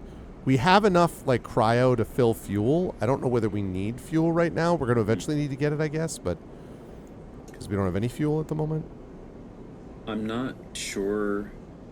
I feel like as the more days that go on, we'll start to see through things that happen, or resources that we need to get fuel now or something. So my inclination is not to spend all of our cryo up front and maybe just buy food, because we know we need food for sure. So eat here, you mean? That's right. All right. Make purchase. All right, so now our energy's shot all the way up, which is good. And we leave. All right, so now we're heading back to the bunk, basically, is what you're saying? Yeah, I think so. I think that's what he was saying. Okay. What do we want to put him on next cycle, by the way? Because right now he's odd jobs trying to get cryo. Do we want him to keep him on that? I mean, what's more beneficial? I don't know what's hard to say. I mean, I guess we will need supplies, but we have those. Maybe it takes a little pressure off of us to constantly getting cryo if he's getting it. So, I guess. Ooh. So looking at the map, I don't know what any of this means. Never mind. Okay. So yeah, we can do that. So then we'll leave him on odd jobs, I guess. So we're going to end cycle. Yes? Yeah. Yeah. Sure. You lose. No. No. Did we feed ourselves? Yeah, we did. Okay. Oh. Ooh. We're in trouble, sleeper. Seraphin leans into the bunks as you were getting up. We didn't use all our dice yesterday, and that means... Without further explanation, he disappears down the corridor towards the rear of the ship. I feel like that's gonna be Seraphin's whole thing. He's gonna be like, "Sleeper, we're screwed," and then he like glides off somewhere. Pieces off. Okay. Oh, You we're drift out of the drifting now. passage, Oh, now we're drifting. Oh, pulling on your clothes and glide. no, we're down the gliding. length of the rear. Cool air making you shiver. Seraphin is a silhouette silently leading the way. He stops at the far end, diverting through a side door, shooting you a glance as he does. I'm gliding you a glance. Yeah. You find Seraphin inside, holding one of a tangle of thick arm tubes that are waving in the 0G engine room. You know what these are? No idea. Tubes. Tubes. I feel like just that more. Like, just so that you woke out of a sleep, like tubes. Yeah. I'd just be cheeky and say that. Is for people okay? I don't think he's gonna be like, "Shut up," and then like shoots us in the I think head. it's just No, being I think tubes is called for in the situation. But... Yeah. Yeah, see? Yep. Seraphin rolls his eyes, but you see the hint of a smile. Thanks, genius. These are the engine's feed lines. He waves one in the air, sorry. No. And before you ask, no, they aren't supposed to be waggling loose. What did you do, Ray? What did you do? Just what happened, right? I think what happened. Don't be accusatory. These must have broken loose when we were pushing the ship hard on our way out of the dock side. You mean you? Yeah, I was gonna say by we mean you, right? Freaking Lando. He looks at the mess. We're lucky that the reserve tank is empty. Otherwise, He shakes his head. it would have been bad. But He pushes the pipe to the side. no feed from the reserve tank means that the rig's range is limited to the local region only. He thumps the large, lumpen housing of the engine. This thing can't take us anywhere far. So we fix it, right? Fix Yeah, I it, fix think it, fix it, fix it. Yeah. Seraphin sighs. That's the short of it. Seraphin whacks the engine housing again, harder this time. Just not been our run of a. I cannot speak. Just not been our run of luck. He turns and starts gathering the tangled feed lines, his frustration evident in the violence of his movements. We'll need a new set of these, that's for sure. He starts forcing them into a crate. So, how about you try to track them down? I'll take a look at things here and see if I can figure out another fix for the reserve tank. He glances up from his work. From what I've heard on Hexport, Factory Row is a place to find ship fitters. Maybe you can go there. Maybe you can do some recon while I sort this place out. It's on the other end of the station. Okay, I'll have a look. Take a look, right? Yep. Seraphin keeps working. Wait, Seraphin pauses, seemingly unsure. something else. He drops the feed lines and they float, waving in the air like tubular seaweed. I've heard word that Lane's on the hunt. God damn it, Lane. He frowns. Sorry. You sit there A petting message your went out. dog, seeking us out. Like, I I just read, in my mind, I read that as tubular seaweed. mean, tubular seaweed. Tubular. Mrs. Dunsel, thank you so much for the prime Tubular. sub. 75 months of support. Thank you, Mrs. Wow. Dunsel. Good to see you. Appreciate you very much, as always, Mrs. Dunsel. Thank you, thank you. Right. You've heard word, I hear. A message went out everywhere in the local radius of Darkside.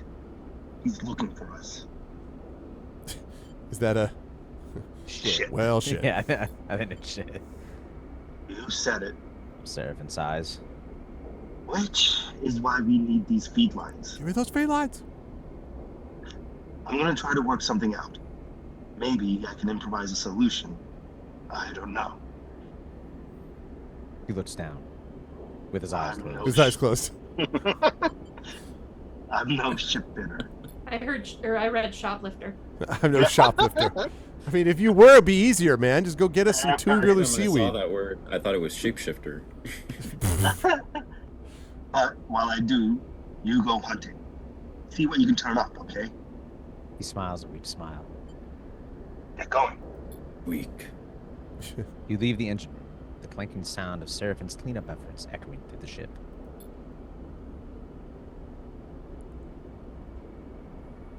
Fuel feed lines. Sorry, that's the next step. You take a deep breath and head out.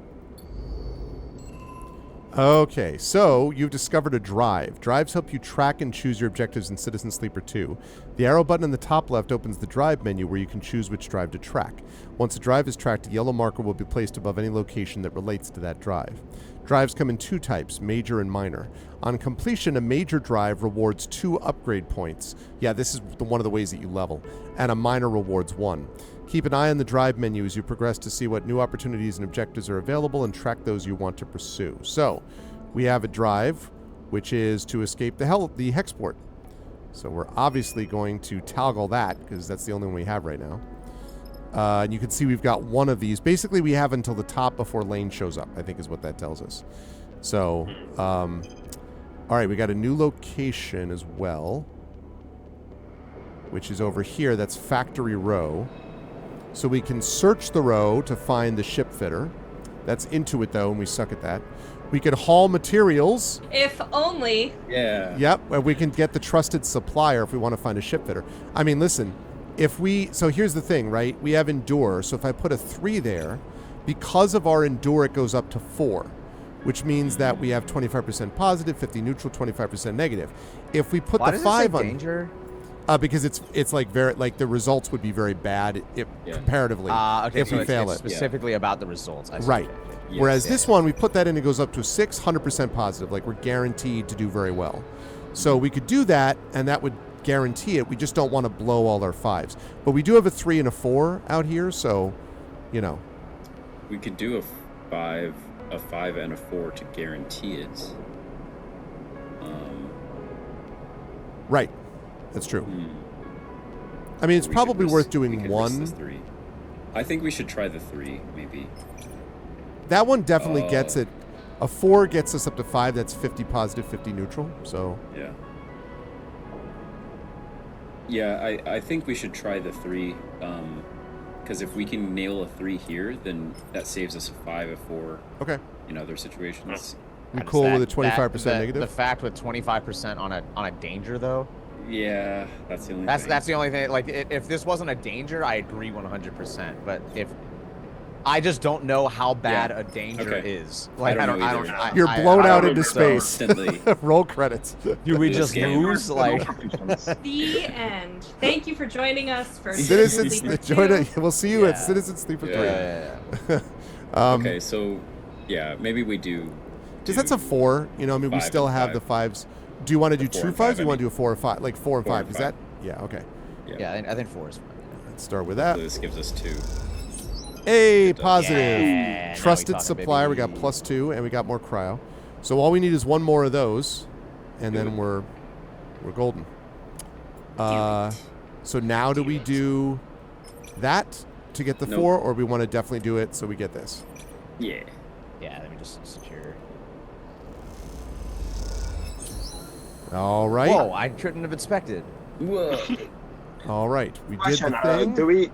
Does sometimes doing certain things also net like additional benefits? I forget. Like in terms of that is. If we did search the row, we would have gotten like a better chance of getting like the actual finding the tubes. No, only if you get a positive result, though, you're more likely to get those extra benefits, and you're more likely to get positive if you have benefits in that skill. You know what I mean? So like, because if you hit the positive, you'll always get something extra. So you're more likely to get that with a higher skill because that boosts your die, basically. Okay. So, lovely.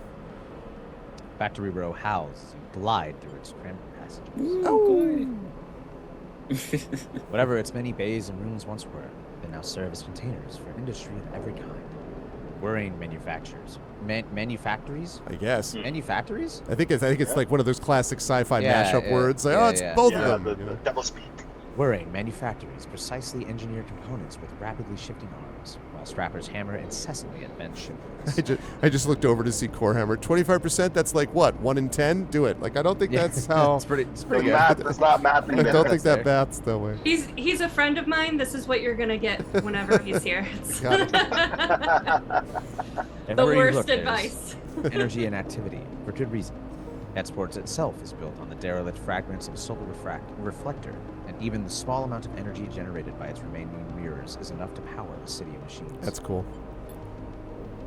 It is familiar to you, of course, in a strange, far-off way, because of Darkside. That place in your memories of it are a muddy haze, but it's hard to forget the glint of its hexagonal reflectors. 10 or 20 times more, or in the case of Porehammer, 5,000 times. Yeah, 5,000 times. The number of exports, and that wild, flickering city growing on their back, like a tumor. In the case of Dragon Ball Z, more than 9,000. In comparison, Netsports feels provincial, but deep in Factory Row, you should almost be back in Darkside. And then you see them. Yeah. Tubes. Just like the wacky inflatable. Got your tubular seaweed. Those tubular. Seraphim waved in your face. Feed lines. You push over the display window of the unit, marked Karsten's Supply, in block capitals cut from Holdwood. There amongst an angled shelf of oversized ship components sits the feed lines. At some large biomechanical tangle of snakes. He's going to be like, these could be yours for 300 cry. I'll be like, great. You slip inside with the sound of Factory Row's little screen and spot a large figure working at a bench, hunched over, concentrating. It means he doesn't notice you enter. All right, are we going to be strong silent type, or are we like, Hello? hello? Hello? We doing hello? Hello? Yeah, hello. I mean, I think it's fun to say Yeah, I mean, I hello. feel like that's our attractor vibe, right? Zach, this is all you. Intimidating ship Okay. fitter. But also kind of fabulous at the same I time. mean, yeah, like, that's true. Right up Swag. close. A sharp eye glints as the figure looks over his shoulder. Does work in Hollywood and moonlights as WWE guy. Mm-hmm. Family. He's got an accent. Can I help you? His accent is heavy, but unknown to you. Nice place you have, Arnold. Right, you want to talk him up a little bit? How like, much? do you want to ask the feed lines? Or we want to talk him up. I guess we're not a talk. Well, we're sort of a talker, like kind of. I don't know. I feel like a intimidating ship fitter appreciates to the point. It's like, give me the feed lines. All right, that's fair. That's fair. Yeah, Because- but we have no Intuit, so That's true. He could be like, how dare you ask me directly? You have no culture. Get out. I hit you in the face with my tubes. Those It's funny. Ship fitter feels like it's only 1 degree of separation away from so many curse words. There's like so many slurs you can make out. yeah. Those feed lines. How much? There's a sharp clink as Karsten places his tools and components against the magnetic plate on the wall. I can't believe you asked me that. He turns with a surprising grace and begins cleaning his hands on the cloth. With sharp eyes scan you, but Karsten's thick-set features do not betray the result of his assessment. Custom built those. For a client that never collected. Looks at his hands while he speaks, checking for stray oil stains. You have one of the old MEVs then. He sounds out the letters in a way you don't recognize as he speaks. No, it's actually pronounced Mavi. Mav. Try to recall anything you know about your ship, but the memories elude you. Perhaps Seraphim should come along. I feel like we're gonna be like, that's right. 100% Mev. We got a lot of MEVs. I was driving the AT-AT, and then the MEV showed up. And Yeah, I'd say That's right. I'd say I think so. you know. Oh, would you? Karsten Sorry. nods. No, it's not a problem. Always good to see one of those still running. I mean, running is relative. Look, Karsten drifts over to you where you're standing, his imposing height evident. for a fellow enthusiast like you, He continues in a distinctive monotone. let's say a few hundred Called it. cryo on clean chits. He shoots a glance at the feed lines. 400, let's say, to be precise. I knew it was going to be like that. We have 30, to be clear. so we got to haggle this guy down a little at least. Do we only It's almost 1 in 10, so 25%. Right, yeah, exactly. We're almost there. I just say I don't have 400. Right? Like, yeah. I have 300. This is Sparta. Then we kick into a pit, and then we take the feed lines. Yeah, there you go. Carson looks you up and down and sniffs. It's expensive, I know. It's a shame, but it's just what they are worth. He screws up his mouth a bit into something that might be a smile. However, I'm more of the bartering type myself anyway. All right, we gonna barter with this dude, or Yeah. can we So get he's more that type, right? I suppose barter sounds good. Carson nods sagely. You give me your life, I give you. There's a little favor I need a crew for. And, well, you look like you might be a good fit. All right. He tucks the cloth away in his pocket and clasps his hands. I know of an old Solheim wreck out there. Very old. Pre-collapse. It's tucked away in a dead zone. No one's ever really cut it. He shrugs.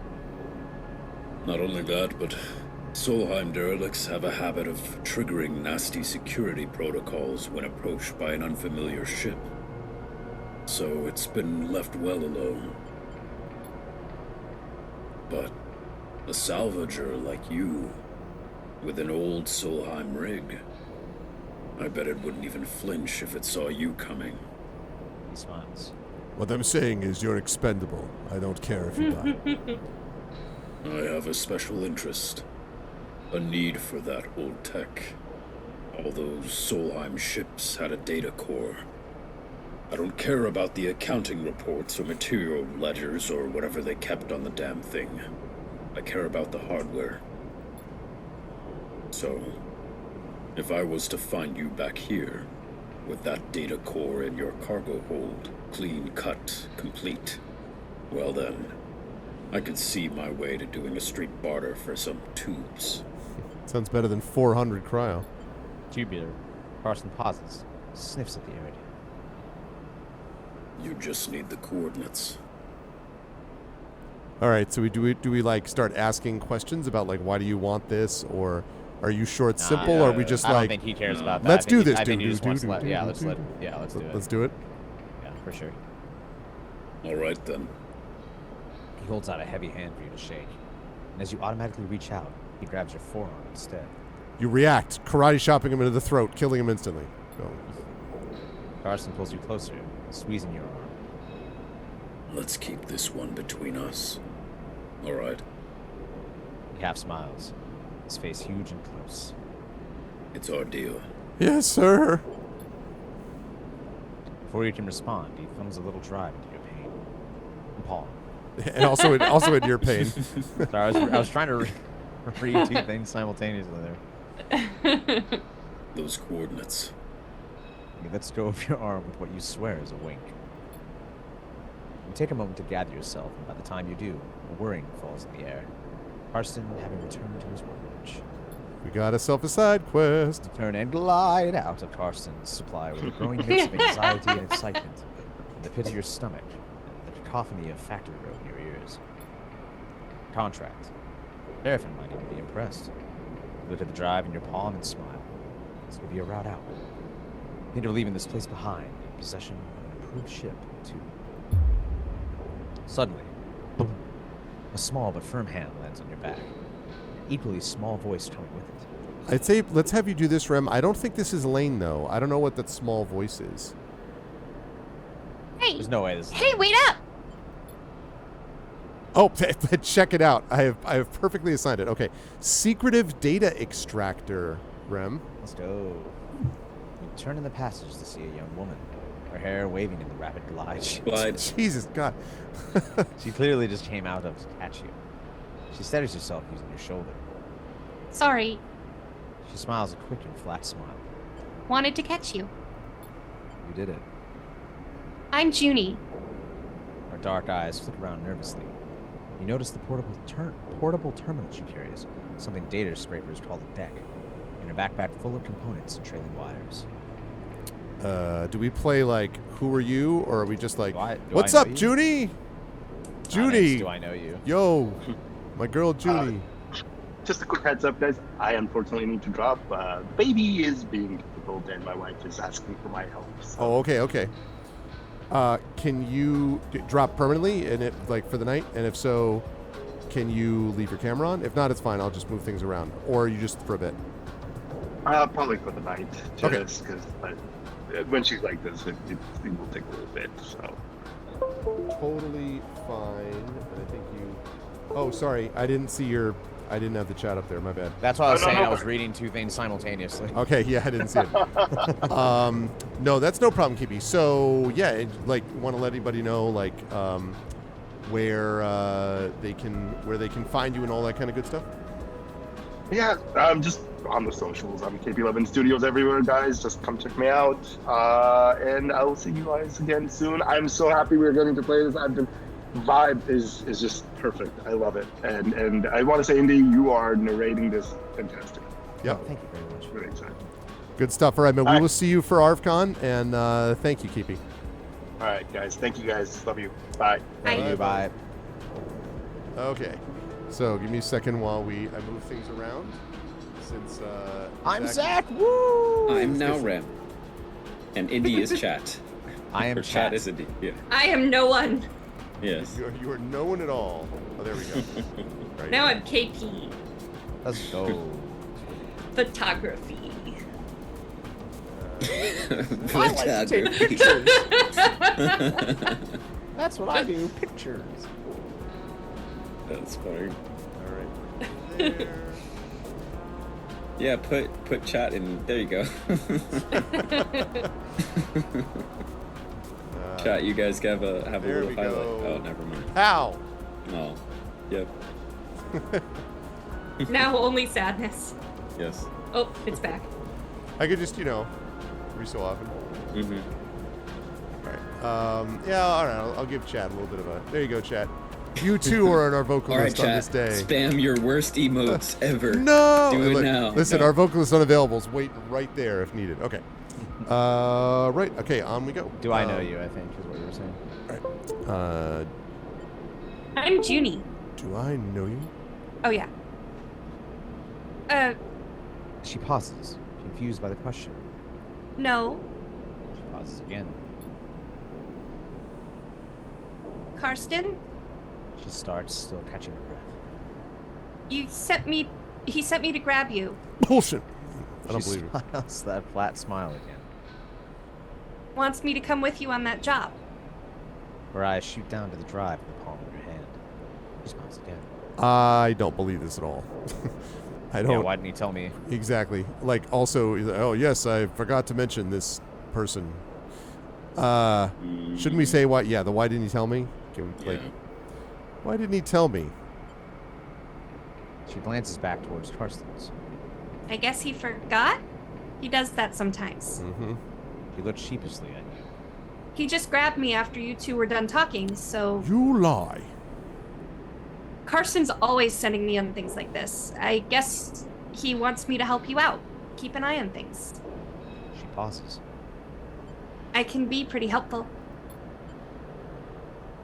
So, She looks around the passage. should I meet you at your ship and you can tell me when you're ready to go? It's one of those things where it's like, I feel like she's going to try and take the shit that we need to get, but also, like, in the process, she's probably going to become a friend, and then And we everything could turns we out could use nicely, yeah, we could use data use extraction someone because like- we don't yeah. have that, so. Yeah. So all right. No, you still not. I buy feel it? like you still say I'm not sure, but then let her Yeah. come in later. Oh, okay, that's fair. Yeah. She looks nervous. Sure. I mean, you aren't sure when you're leaving? So we keep playing that role. Like I'm not sure Yeah. you're coming. I'm not sure you're coming yet. She pauses, thinking. I mean, Karsten said I need to go, She glances back in the shop's direction. and he does get pretty mad when people don't do what he asks. She shrugs. We could be like, I don't care, and then turn away. Let's see. I think let's see. Yeah. Is good. Okay. She glances around. Karsten doesn't like waiting, but it's up to you. Junie pushes off and waves. Looking forward to working with you. She calls back as an afterthought. We could ask about the ship or like let her tell me go. more about the ship. Let her go.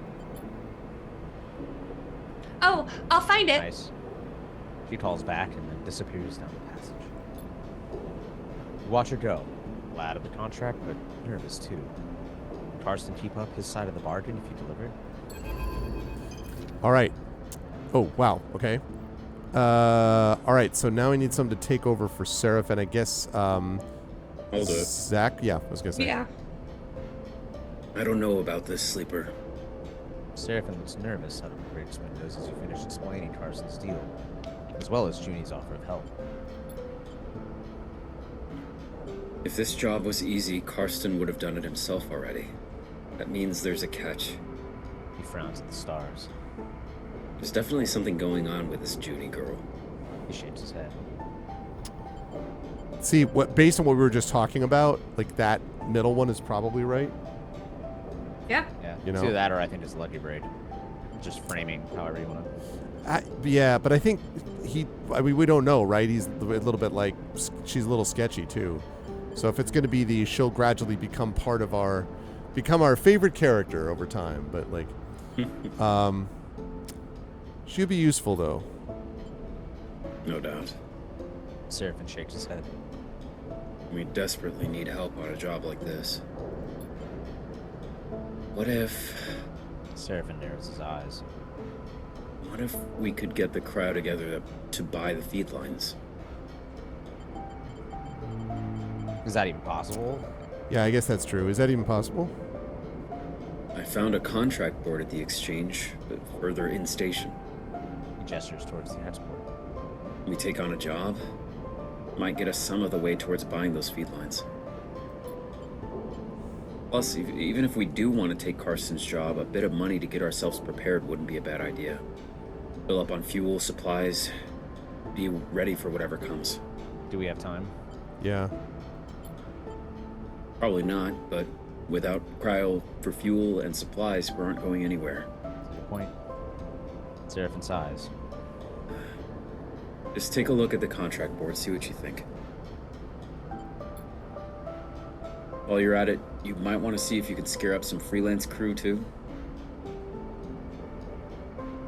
Seraphim shrugs. Many hands make light work and all that. Or we stop messing around. We take Karsten's job right now, get it done before he can think twice. Seraphim yawns. Seems like a whole set of bad options to me. Either way, I've still got work to do on the drive. Seraphim nods a farewell, heading back to the engine room. Let me know what you decide. You're welcome, Enki Desks. For a moment, you pause, letting the haze of plans and ideas settle in your mind. Ooh. Doom.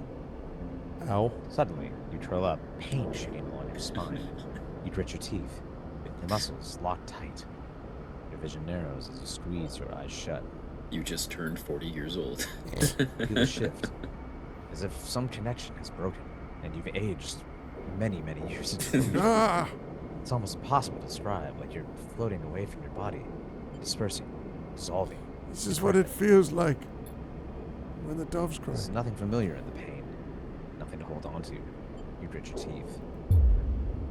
And then, another shift comes and you are back in your body, trembling against the metal wall of the passage. Pain slowly fades, becoming a pulsing throb and then a residual flicker. You flex in zero G, stretching, gliding. Gliding out the let's glide. There's a strange sensation of distance that persists beyond the pain, a disconnection between your body and yourself, a flickering numbness that refuses to recede. You wonder if the reboot has done something to your body, or if this is some new sensation you'll have to live with indefinitely. It strikes you that you know so little about the body that houses you. It could be moments away from collapse or might persevere for countless cycles like this. So if we're going to keep the metaphor going of turning 40 and up, as Chip had said, too real. Oh, man. Try to shake off the feeling, pushing your hands against each other until they feel like they're yours again. Time is the only thing you need. Right now, it feels like it's running out fast. You head for the airlock. You have work to do. Yeah, we do. Okay, you've unlocked Let's the contract. go. Open the map screen to view it. Okay. There's the contract. High risk, high reward jobs you and your crew can take on. Contracts require preparation and care to succeed. You'll need to gather enough fuel to travel to the contract. Gather as many supplies as you can afford to keep you and your crew going. Look for opportunities to recruit crew temporarily or permanently to help you on a contract. Consider which crew to take carefully. They have different skills and stress resistances, and who you choose can affect the story. Once you're ready, you can select the contract from the map and then your crew to proceed. Okay, so one suggestion I wanted to make is, since we got the extractor and since that crew is his jam, then I think we should do this contract, and I would do it sooner rather than later. I'd see if we can pick up a crew, go do this, and all of a sudden we get the barter thing, we get the tube thing out of the way without having to work. Because 400 cryo, yeah, it's going to take a while, right? And it's like doing a side quest, but we're capable of it because we have the whole crew boost thing. So, crew boost. That's what I would say. Then we have recruit local crew. So we have to get another crew member on board. Yeah, let's do that. Okay. Beep. All right, we got to find us some crew. We have a lot of things going on. Were we gonna go back and talk to the dude to see if the girl is Junie legit? I hope that's an option. Oh, that's a good call. We could, let's see. Is that the place? No, while we're here, let me just look. Data diffusal shift, interface, paid data diffusal work to offer, as old tech tends to be laced with protocols and countermeasures that need disabling. We could sell raw scrap. That'll get us cargo. We can scrapyard shift engineer. We can always get open shifts. That'll give us some cryo, I assume. There's no clock here. Right, is he... Carson Supply, that's the guy. So we could buy feed lines, that's 400, or deliver a data core. Those are the two ways to get the thing from him. So no, it doesn't look like we can talk to him about it. Yeah. Come on. So... Man. Go to docks. So we got to chat to crews, right? This is, and also this is where it has the tracking going. So I feel like this is where I say we do it. Right? Yeah. Although, do we want to spend that good die? Oh, well. Because otherwise, 25, 50, and 25, you know? Okay. Yeah. Or we could pause the game and look up where the kitty is. No.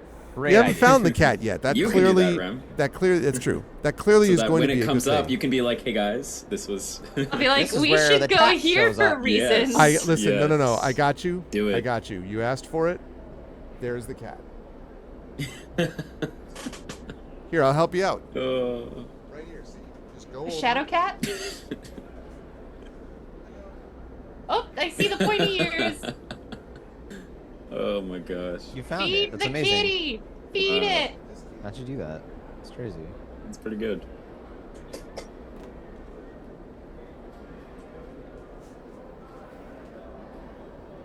Thanks, Arv. Oh, he produced a second one too. Oh, No, kitty! don't want it. Okay.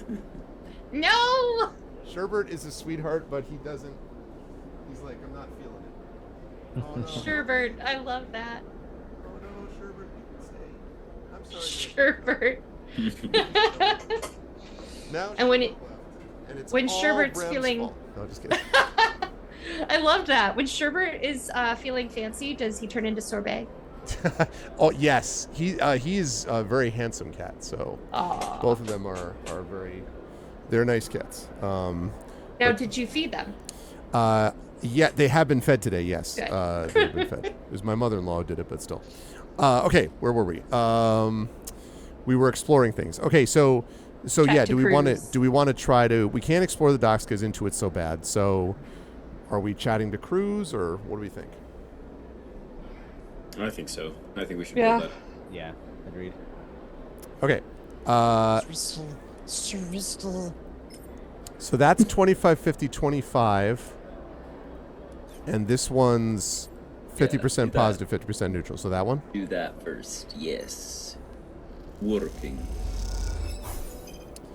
Okay. Export, Export, expert. We also got a new location. Let's check out the new location. The Benz, a chaotic dockside bar. Play Star and Stoker. S&S is a spacer gambling game played with custom magnetic dice. Chits are stashed in symbol-marked cans, and winning is ruthlessly luck-based. Or we could buy a Benz Fry, which is a plastic bag of flash-fried salt-flecked tubers. The Benz Fry brings spacers back to the scattered tables of the bar cycle after cycle. Oh, yeah. But this is Intuit, and that's Cryo, and neither one of those are ones that we can afford to be That's right. spending. So, what do we think? We want to pop another one here? Try that, sure. It'll be fine. Nice. It was positive. Yep. New location. Got And two we're only left. 2 away now. That's right. The warehouses, freight storage. Freight loading. The warehouses at the Hexport docks supply the industrial operations of the station, meaning they need constant loading and restocking. What does See, it do? this, it doesn't no- say, but it doesn't say, but we will give, I would imagine it would give us cryo, but the thing is with this, we would get a plus, and it's risky, you know what I mean? Yeah. So, Yeah. I think you should do it. yeah, Yeah. we on a board. Oh. Oh, okay. I wasn't there. Flow of freight is confusing and exhausting. In the end, the loaders ask you to step back. You're just in their way. Well, damn it.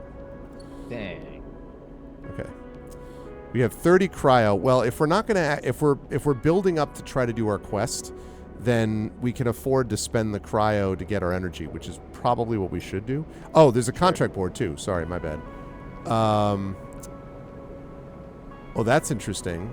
So we could buy this contract, which is a Conway signal looking for someone to disable its source. If we go and disable it, then we get 200 cryo. So I don't think it's needed since we already got one for free, but that's like another thing that we could do.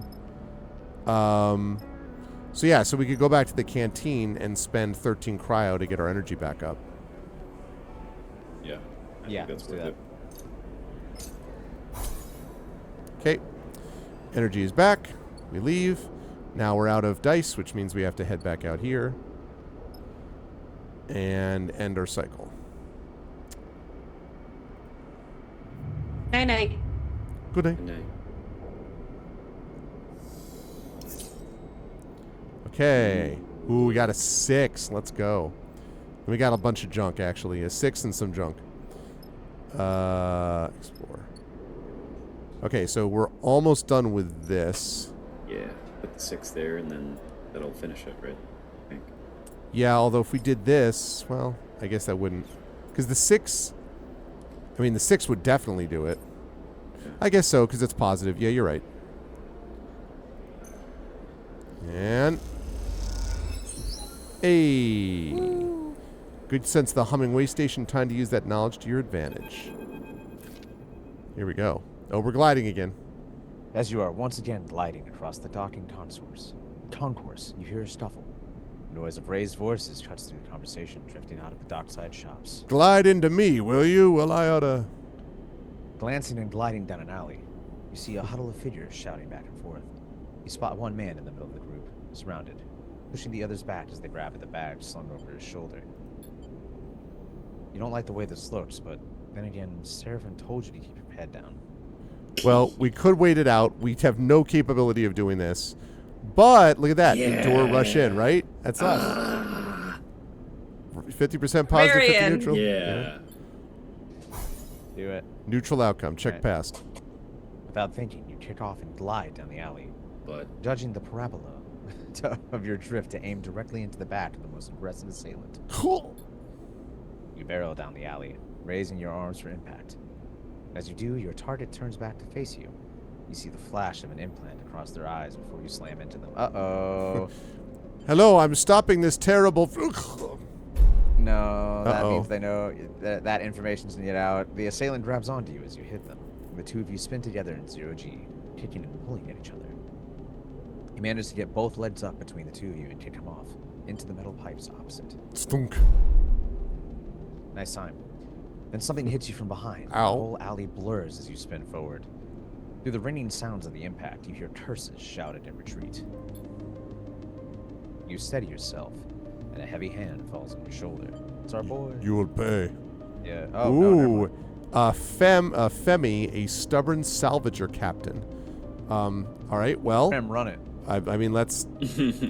Or I was going to say, here's the thing is that if we do cycle narrators, there will be a time where Indy's not the narrator and needs a character to voice. Yeah. So I think my vote's for Indy to do this one. Okay. Does someone you That's want a to? stubborn salvager captain. All right. Do we want to And have then- someone slide over to do a narration then for this part? Probably. Yeah. So that would be. I can do that. Yeah, I was gonna say either you or Zach. So. Great. Don't do that again. The man gives you a severe look, shaking his head at your eager attack. One of those scumbags knives you? I don't want that on me. He pushes you aside in the corridor and throws the large bags over his shoulder. I was helping. I was helping! I mean, Sorry. I think just sorry. yeah. Wait, so am I not doing The man narrator sh- at all anymore? Or? Not just for this section. You're not like Okay, while yeah, you're right. yeah. The man shakes his head. You ain't seen sorry. Just step back, all right? You watch the man go, and then after a moment, he stops and turns back. He rubs his forehead, looking down as he does. What's your deal anyway? He sighs. Maybe you're new here. Hetsport's no place for do-gooders. You needed help is the very straight ahead. Like, look, I'm about the crew.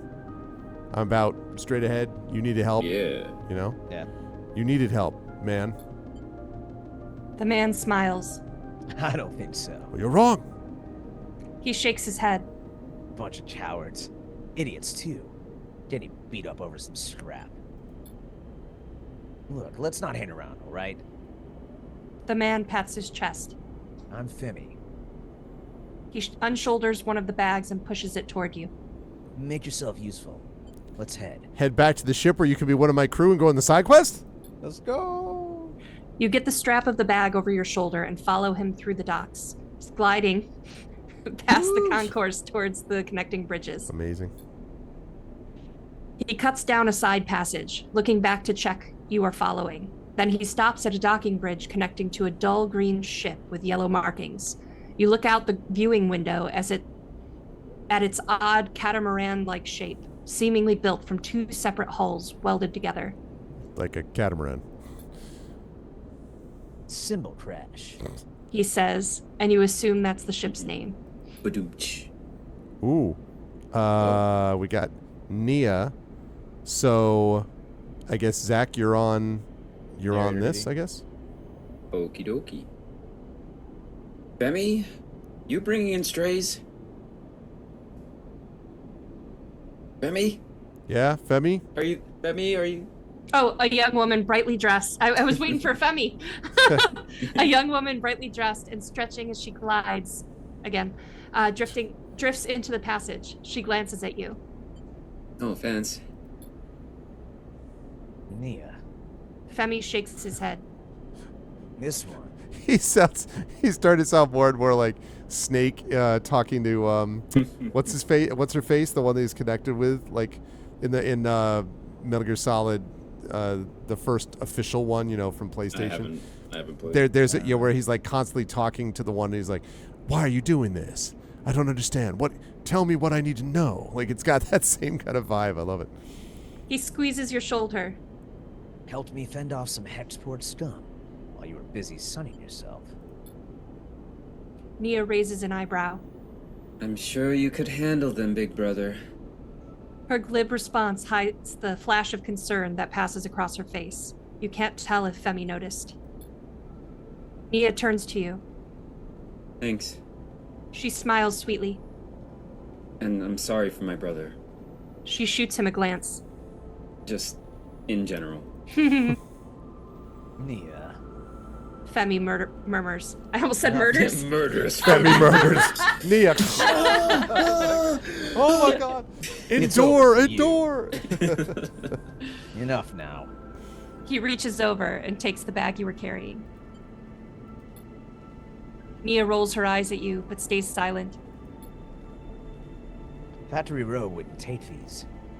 Femi hefts the bags. I'm gonna load them back up. Maybe we'll find a use for them. He turns back to you. Thanks for the assist, Sleeper. He nods firmly. Not what I expected. He slaps the button for the bridge door and kicks off along the docking bridge on his way to the cymbal crash. Nia looks at you with raised eyebrows. I hope my brother was joking. Or did you really help him? I mean, I tried. Thank you. She looks back at the ship. My brother needs help more than he admits. The hell are you talking about? What you mean? She tenses.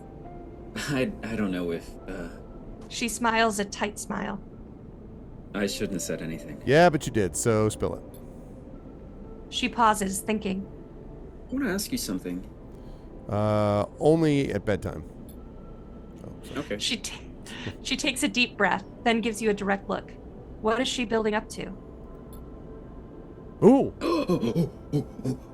Like this. Sorry. Are you looking for crew?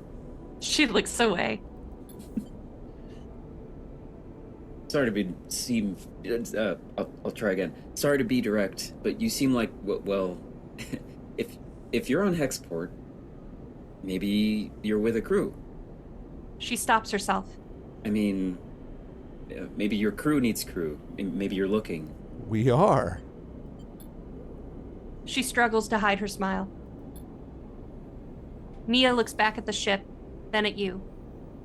Look, I'll be honest. Being on a crew with my brother is nice, but he is suffocating me. She frowns at her own bluntness.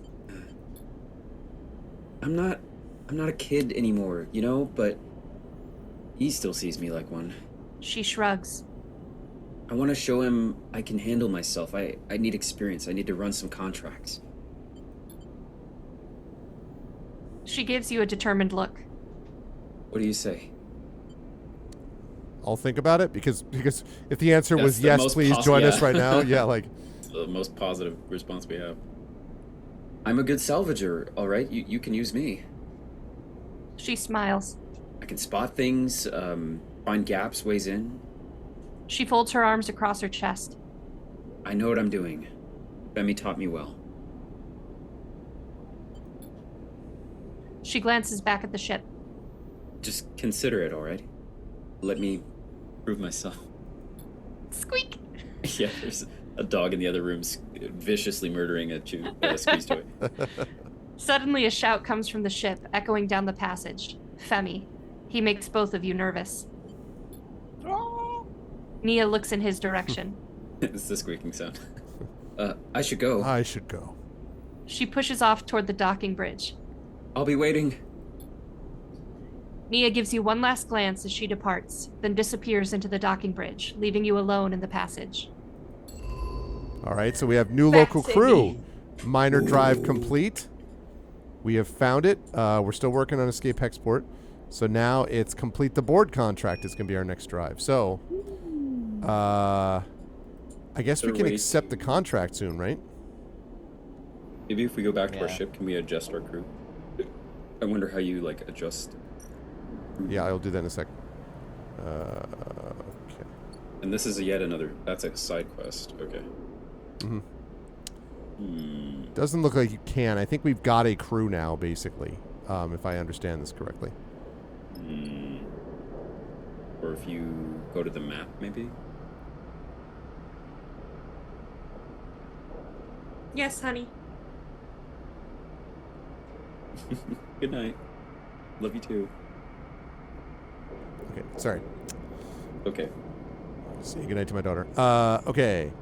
So what do we think? We have, We do have the dice now, so you could make the arc. Well, although the dice are not great, actually. 2, 2, 1, and 3. So we could use what we need to here and then try to get better dice to go on the quest at the beginning of next cycle. Maybe. I'm just looking around. Yeah. Let's sell raw scrap. I'll return in just a moment. Okay. So we've got that. Karsten supply. Oh, right. That's the guy that we're. That's the whole quest thing.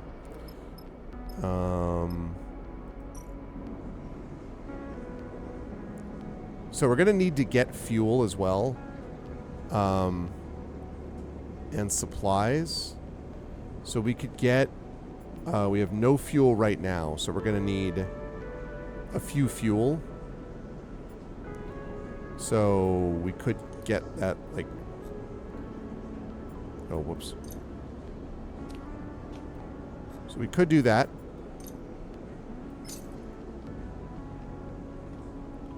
We could do that. We could get... We have to... Because we have to get supplies, we especially have to get fuel.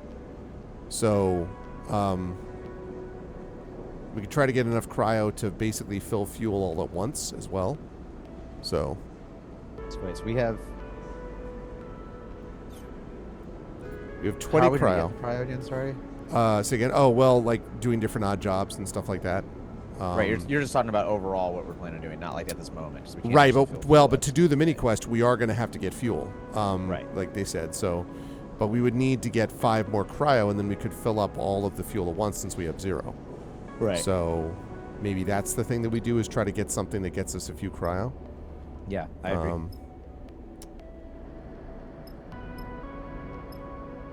Let's see. Oh, literally, we're just there. That was silly. Okay. Oh, yeah, again, this is freight loading. And this is the thing, again, where we have, like, this will get us paid. And if we do that, last time it was negative, but odds are, you know. Yeah, I think that's fine. Start action. Positive. There we go. +8 All cryo. right, See? Yay. Okay. Now we have the money that we need. So, we could do that. That gives us another 25, 50, or 25. And get some more cryo. Or we could leave and go elsewhere. Where do we see that our fuel is full? It's empty down that at there. bottom, 0.5. Yep, exactly. Okay. So if we go back there and spend 25, it'll fill it up completely and we'll have 3 cryo left. So, we could do that. You want max supplies before departing on contracts? Okay. So then if that's the case, we're definitely going to need some more money if we want to get the supplies also. I literally just came from there. Is max supplies just full fuel and whatever the 205 thing is? No, supplies are a separate thing. It's like basically food. So we have 2 out of 5 now. Food, water, and basic materials. And it costs 15 to get for cryo. So we would need 15, 30, 40. So we could fill all of them. So basically 45 cryo if we want to go up maximum of this. So that, and then buying fuel we already talked about. So to me that means that we need some more cryo. And that means, I mean, we still have a pretty good chance of getting it. We might lose some energy, but also we could get, you know, more money. Yeah, I agree. Go for it. More money. More money. More money, more problem. Money of my mom and mine and my money. Yeah, 11 cryo. There we go. Nice. So, do we do that one more time? And then... I'm down for that. What do you think, Rem? Yeah? Opposed? And Zach? Sure. All right, one more time. One more time. One more time. We're gonna load some freight. Oh, yeah. Nice. There we go. 50 cryo. So now we've got enough to... Not that one. Right. So now we have enough that we could get... that we could fill up 25, and then we could get some more supplies also. We could fill up on supplies, and then pick up Sucks on that fuel. Filling up surprise is the same as the buy at this point, because we need 3. Right, it's the same, yeah. Yeah, it's just the same regardless. Just keep in mind, we also need like for food, energy, and stuff. So. Yeah, we can. Yeah, it's true. Well, yeah, but we haven't really seen, since this game works slightly differently than the last one, I suppose there aren't consequences for our energy depleting until it's gone, it seems. Because as you described in the last game, right now we're at 4 out of 5 of the white energy. And then as it would go down, we'd lose dice to use. But if the consequence in this game is that that doesn't happen unless we reach 0 energy, then maybe we can just go a day without food. Yeah. So I don't know what the consequence is otherwise. Because that would allow us to basically fill supplies this turn, buy one of our fuels, and then we could get the rest of the fuel, presumably next turn, and have enough left over, hopefully, to be able to get energy. Yeah. So I see. I'm thinking this to fill our supplies, because we have 2, and that would get us up to max. Yep. Is everyone cool with that? Yep. Mm-hmm. Okay, so we did that. And then we have 5 fuel. Okay, so we need 4 fuel. Is there anything we can use 1 on? Just out of curiosity. Well, it's 50-50. It loses us energy if we fail, I think. Yes, that's right. Sure. You want to take a shot at it? Yeah. We can do it! Ah, well. Welp. Wah, wah. Still, we got, we did the rest of what we had to do. All right, we're going to go back here because we have to end our cycle. Do we want him to scavenge fuel or go after cryo? I mean, they both essentially equate to the same thing, right? Because we're just going to spend the cryo Yeah. At least, fuel. yeah, at least we can spend the cryo on food. That makes optionally. sense. Yeah. Hang on a second. What is this? Oh, we can't do that. Right. The tubes. The tubes. Tubular. All right. The tubes. All right. Well, then we are going to just make sure about something. Rest and recovery. Okay. All right. We are going to. Wait a second. No, we don't want to use supplies. We just got rid of those. Okay. We're going to end cycle. All right. So far, so good. We'll definitely need energy for this. We've got a bunch of, we have 8 cryo, and we got a couple of 5s. So, we need more fuel. And we could do some freight loading to get more cryo. Let's go. 100% positive.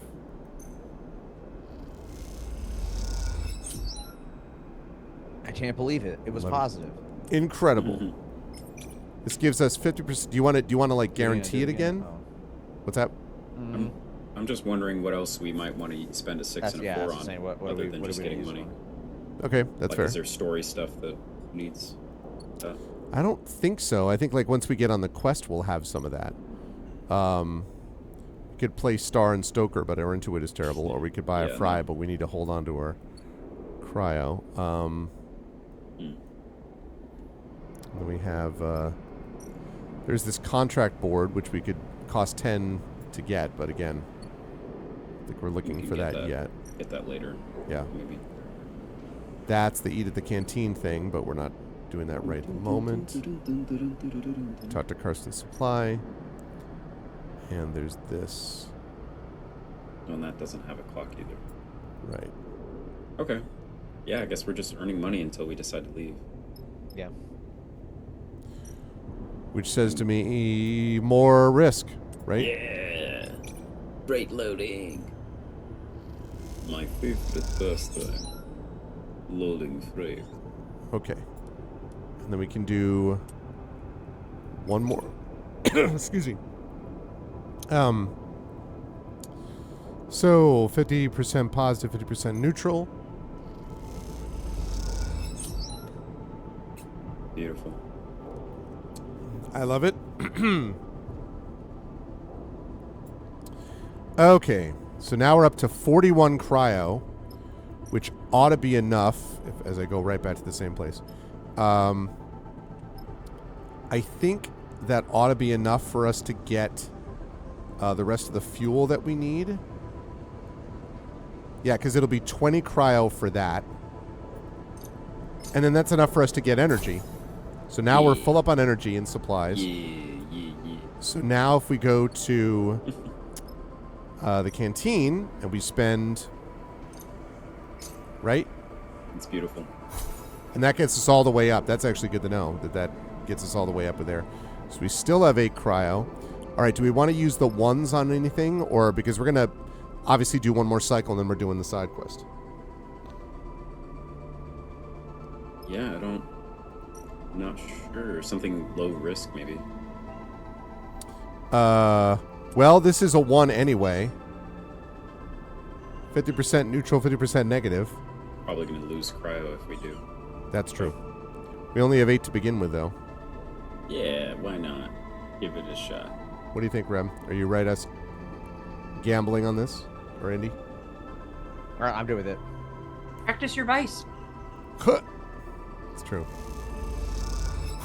Hey! A couple of lucky rolls give you a payout that raises eyebrows among the spacers, but you quickly lose half of it. Time to stop. Okay, that's fine. We got 13. We got 1 die left. We can either use it or we can bail.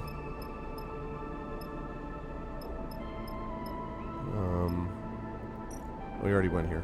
So what's the benefit to saving a die again? Anything? Not really anything. It's just that you don't get the negative effect. You know what I Right. mean? Like if you. Yeah. So But that's like, what is the energy used for before we go to sleep? Well, if you get too low, then you start starving, and that's you can lose the game that way theoretically. So Okay. yeah. Okay. Well.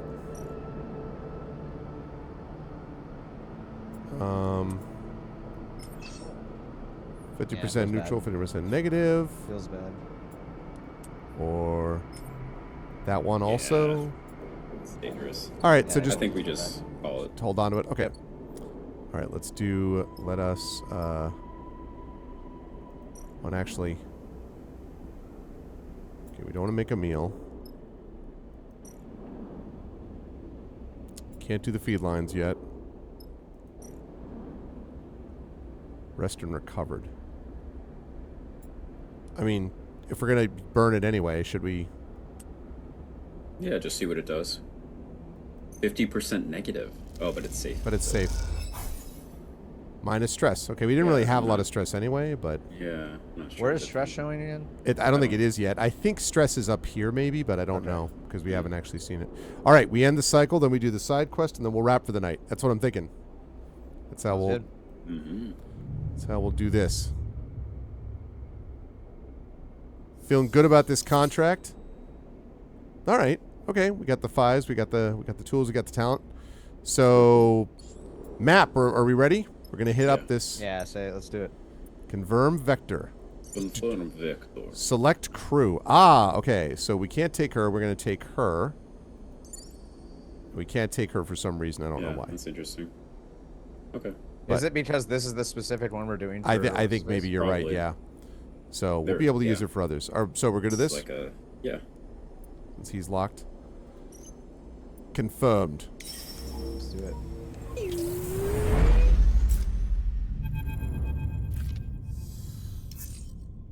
Ooh, Oh, we got even better rolls. we did. I I wonder if could that use means that we could have used those. I don't know what that. Maybe. Anyway, yeah. All right. I think we're back to you, Indy. I believe. A Solheim derelict fills the cockpit windows, all twisted plates and skeletal structwork. You watched it in horror and fascination as Seraphim completed the approach, both of you silent in the presence of this decaying beast. Now, as you settle beside it, Seraphim is the first to break the silence. This thing's already dead. He shakes his head. It's a corpse, Sleeper. He nudges the ship closer, looking for a place to dock.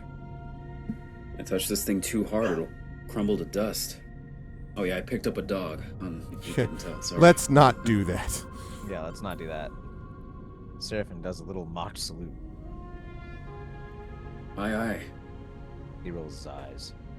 Any other tips? All right, Junie. You're like, I that's forgot me. about her. Yeah. Take us up there. That's the bridge. Junie points to towards one end of the ship.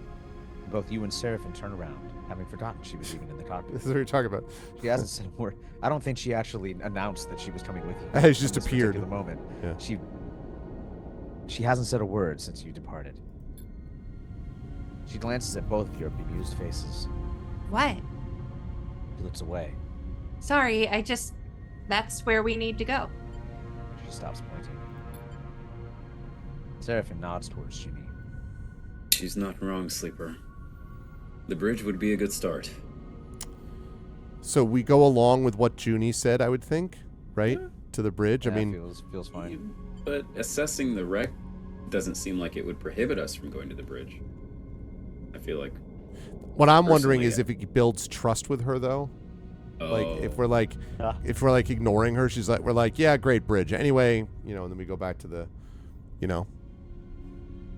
Either way's fine. I still do you feel, think Zach? I still think to assess the wreck first, and if she gets offended that we aren't, what if we assess the wreck and do a scan? It's like, oh, if you go on the bridge, you die. I don't know. That's my vote, but I'm fine with whatever. Okay, assess the wreck. Ah, see, Junie's we pissed her off. sorry. Junie settles silently back into her seat. She looks away out of the cockpit, and you're unsure if she's upset or just embarrassed. Junie will remember this. Yeah, right. Carefully, Seraphim brings the ship close to the derelict and guides it along the hull. The ridge light ripple over the broken surface, finding gaps and cracks everywhere. It seems remarkable that the derelict is even still together. Boom. Shit. Seraphim hisses as a huge spinning piece of debris drifts in front of the cockpit. He rushes the rig down beneath it, squeezing between the debris and the holes.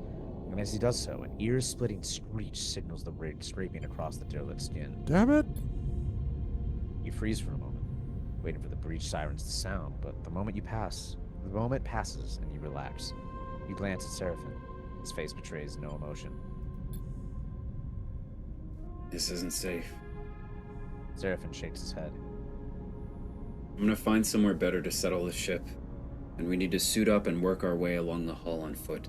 Yeah, it sounds like that choice actually did, in fact, not let us go to the bridge for some reason. So, Yeah. I don't know. You look back at Junie and still see her in her seat, eyes wide. You okay? Yeah. Junie looks at you. There's a sudden unfamiliar hardness in her eyes that surprises you. Mm-hmm. Then, a moment later, it's gone and her gaze softens. I'm okay. She smiles a flat smile once again. Don't worry. Even though you ignored me and almost crashed the ship. Seraphim brings the ship away from the derelict's hull an inch at a time and slowly brings it round to settle close to a mostly intact hull plate. This section's fairly free of debris. He nudges the ship a little closer. We should be good to hold here. Seraphim unclips from his seat and you and Junie follow suit. And you all glide towards the air dock. Yep. Junie silently follows. You can't help but feel judged. As you reach the airlock, Seraphim begins suiting up. If we're lucky, that little collision hasn't started a cascade that will end with this place coming apart under our feet. God dang it, Zach.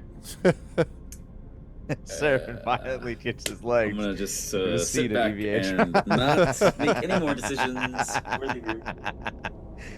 Seraphim violently hits his legs at the seat of EVA trousers, clearly irritated by his own carelessness. It wasn't your fault. It was Zach's fault. It was my fault. It wasn't your And fault. I'm playing Seraphim, so. Seraphim shoots you a look. Fault isn't gonna matter when we're floating off into the black. This is a delicate job. Junie says quietly, almost to herself. The data core will be fragile. She casts a furtive glance in the direction of you and Seraphim. Very fragile. Understood. Yeah, I was gonna say, like, you're totally right, and Junie nods appreciatively. The rest of the preparation process takes place in tense silence, each of you considering the delicate job ahead. You suit up too. Though you don't need a helmet to breathe, you slide one on and lock the seals for protection. This wreck isn't going to give up its salvage easily. The core should be near the bridge, maybe even inside it. There's a lot of wreck here, and there might be good salvage tucked away in the cargo hold. Put Captain Solo in the cargo hold. Once the suits are on and the seals are checked, you cycle the lock and stare out at the vast expanse of the twisted hold before you. Time to go to work. Ooh, boy. Welcome to your first contract. Well, on a contract, you'll be able to assign 2 dice for each crew member as you would assign your own dice. Pay attention to the crew's skills to use them effectively. On certain outcomes, crew will take crew stress. When their stress is full, you'll no longer be able to use them to perform actions. While on a contract, your energy bar will automatically be supplied for each cycle that you have available supplies. When your supplies are depleted, both you and your crew will take 1 stress per cycle. Contracts also have their own contract stress. When this bar is filled, the contract will fail. Good luck. Alright, so there's pressurized bay. Need to clear the cargo doors. We got some endure going on there. Find an access point, which is intuit, which is a big old no. So this I endure, right? And like, yeah, hit up a couple of the 5s, 100% positive, right? Oh, yeah, it's great. We are good at this. And then Maybe, yeah. that's 25, 20, 50, and 25, though. Maybe a 5. Yeah. Yeah. So you want to make sure we don't lose this. All right. We did the job.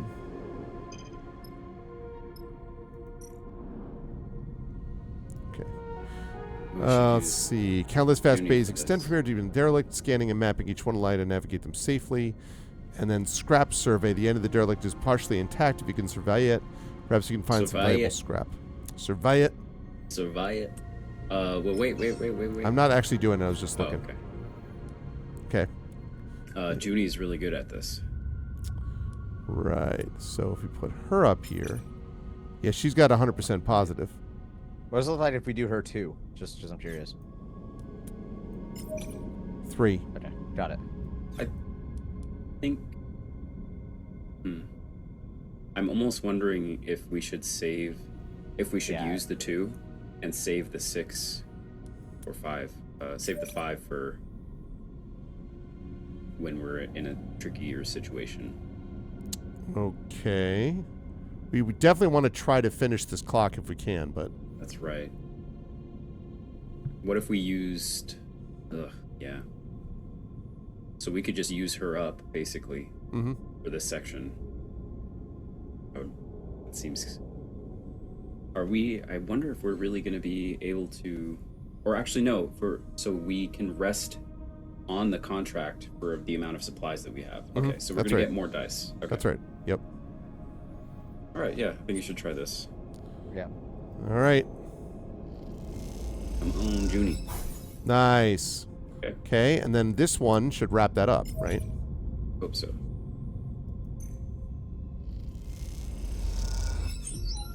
Okay. See that, Sleeper? Almost. Ooh, and is our ability, we can re-roll dice? It was something about stress. No, our that was if we took the operator, we could re-roll dice. But we can also do different this. Character, wasn't it? Oh. We can accrue stress to boost our crew dice, which we didn't need in this particular case, but We'll need it in Seraphin's case because he is shit. Yep. That's true. It's a good point, actually. So we could have him map the bays. Like if we did this. What's his 3 and what's our 3? He doesn't have interface. Neither do we. Yeah. Or we could spend a 6 here and just get it. Or something like it. It's going to drop it to 4. It's our best chance. Yeah. And then hope that there's better skills further in. Okay. God damn it. Now we finally got some stress. As your stress increases, you'll have a higher chance of taking damage to your action dice each time you roll them. However, we might... Oh, no, we didn't do the clock. So... Man. That's just one again, so... Okay. Do it. I like how he's like, you sure about this? Are we doing that with him? I think so. Let me just make sure, is there another spot? option? Yeah. There's an airlock. Which... Engineer, that's him, right? Nope, it's not him. What the hell is your ability, dude? It's us. His is engage. Okay.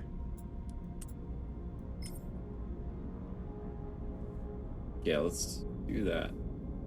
That one's going to be a bit, though. Yeah, and that's what makes me wonder if we want to try to, you know, really for real get the other clock done, you know? Okay, yeah.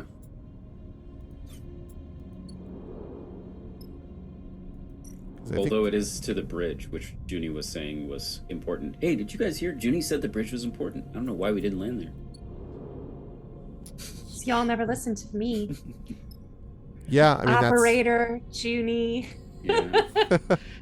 just go back to Lane, okay? I've been taking notes about what's happened and like who's playing each character. I'm just gonna make a note right here. New bullet point. Listen to Rem. Listen to Rem. I should already know that. But, and there's derelict stress. So what do we think? Because we're so close on this one. Yeah, I think... Yeah, it's 50-50. Well, how do we help boost their rolls?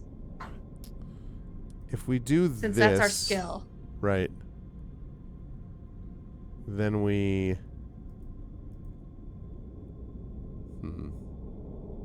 Look back at your skill. Yeah, hold on.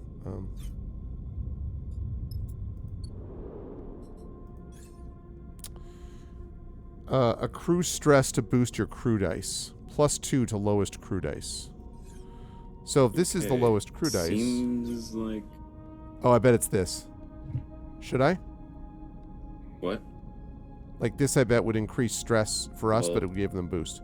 No. I'd do it. Yeah, we only have one stress. I don't think that's it, though. Oh. Those are the icons for the skills. Oh, okay. That they're good at, yeah. How do I boost them then?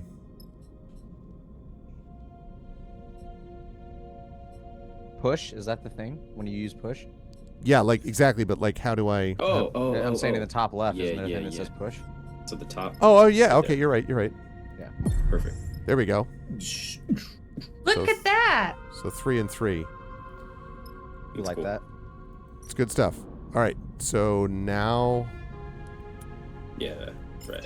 Of course, that still brings us down to 1 with that boost. That's all we got. Yeah. All right. Come on, buddy. Hey, we did it. Told you I had it. Bays are mapped, and the deep parts of the ship are in surprisingly good condition. All right, so now we have the deep bays. Extract raw scrap. Hey, this is us. This is what we're talking about. Let me just double check something. So he gets 25, 20, and 25, and then we obviously get that 4. Is that the same? 25, Yeah. 50, I guess so. It is, yeah.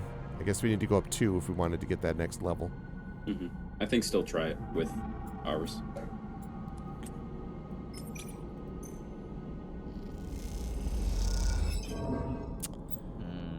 The contact stress has triggered a crisis. A crisis will add 1 contract stress per cycle unless resolved at the crisis location.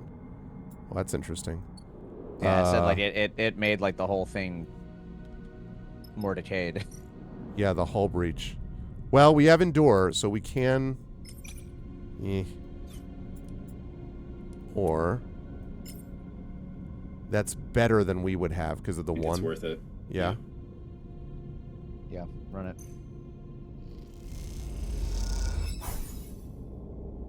Okay. Wow, look at the size of that clock, though. That's We only have obnoxious. one other chance at the moment, so... I don't know if that's going to make it. Well, I mean, what do we think? Mm-hmm. That feels rough. Yeah. I say... Never mind. I don't say anything. Don't do it. That's what I... Yeah, I say don't. I feel like Okay. that's bad. All right. Can we do anything up here? Engage engineer. 50-50. Or 50-50. Yeah, I think nothing really feels good here. Yeah, the one's too risky, I think. to Okay. use. Go back here. Supplied, no energy loss. So we're just gonna do it. Yep, probably a good spot for time too. Yep.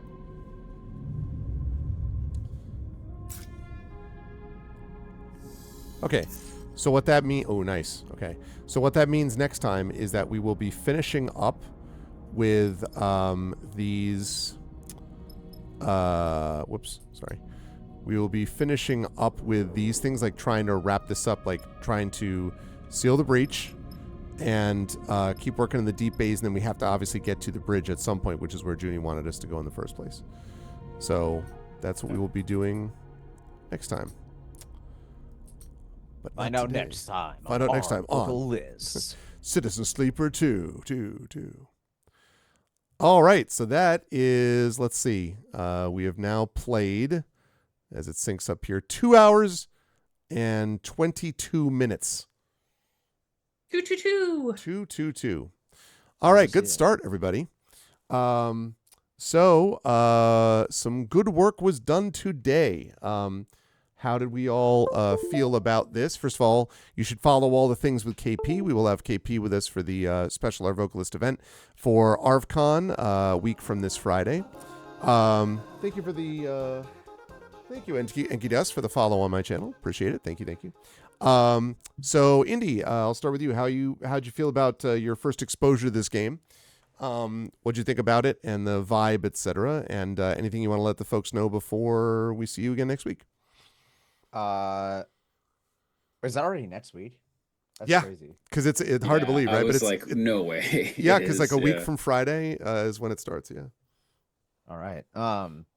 Yeah, it's a lot of fun. I like the sci-fi vibe. I'm always anything sci-fi. I'm always in for it. So it feels atmosphere is cool. Gameplay is interesting. I've not really played something that's like this exactly. So yeah, having a good time. Good stuff. Anything people need to you want to check you out in terms of streaming and stuff like that? I know you did some One Piece the other night, I think. Yeah, not too much at the moment. Just been I've been working on things offline and practicing One Piece, so I haven't been streaming as much. But yeah, so nothing too much to watch at the moment. But at some point it will return. So just indie full stop everywhere. Cool. Good stuff. Thanks, man. Yeah. Good stuff today. Also, Rem, good stuff from you as well. Clearly, we should have listened, to you and with Junie. I mean, that was pretty obvious. But how did you feel about getting into back into the Citizen Sleeper vibe? Did this scratch the cyberpunk itch for you, etc.? And absolutely, and I like this story. Some of the it's hard for me as a neurodivergent player to sit here and not have control of the buttons. It's harder for me to care about some of the resource management pieces of it. Yeah. But I think the story and the characters are super cool and intriguing. So I sit here looking for like my this is my HP tracker that has a real nice click when I spin it. So I just play with things during the slow time. But I like this better than growing up. I'm sorry, I do.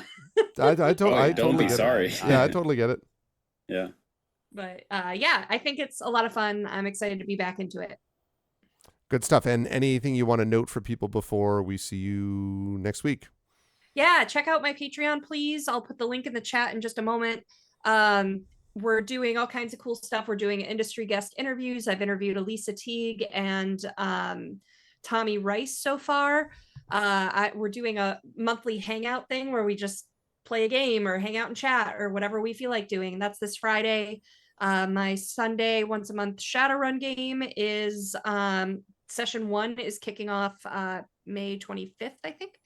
That makes sense with the 23rd being Friday. So seems right. And it's nice because I'm not traveling right now. So with the state of the world, so trying to keep busy with some internet appearances.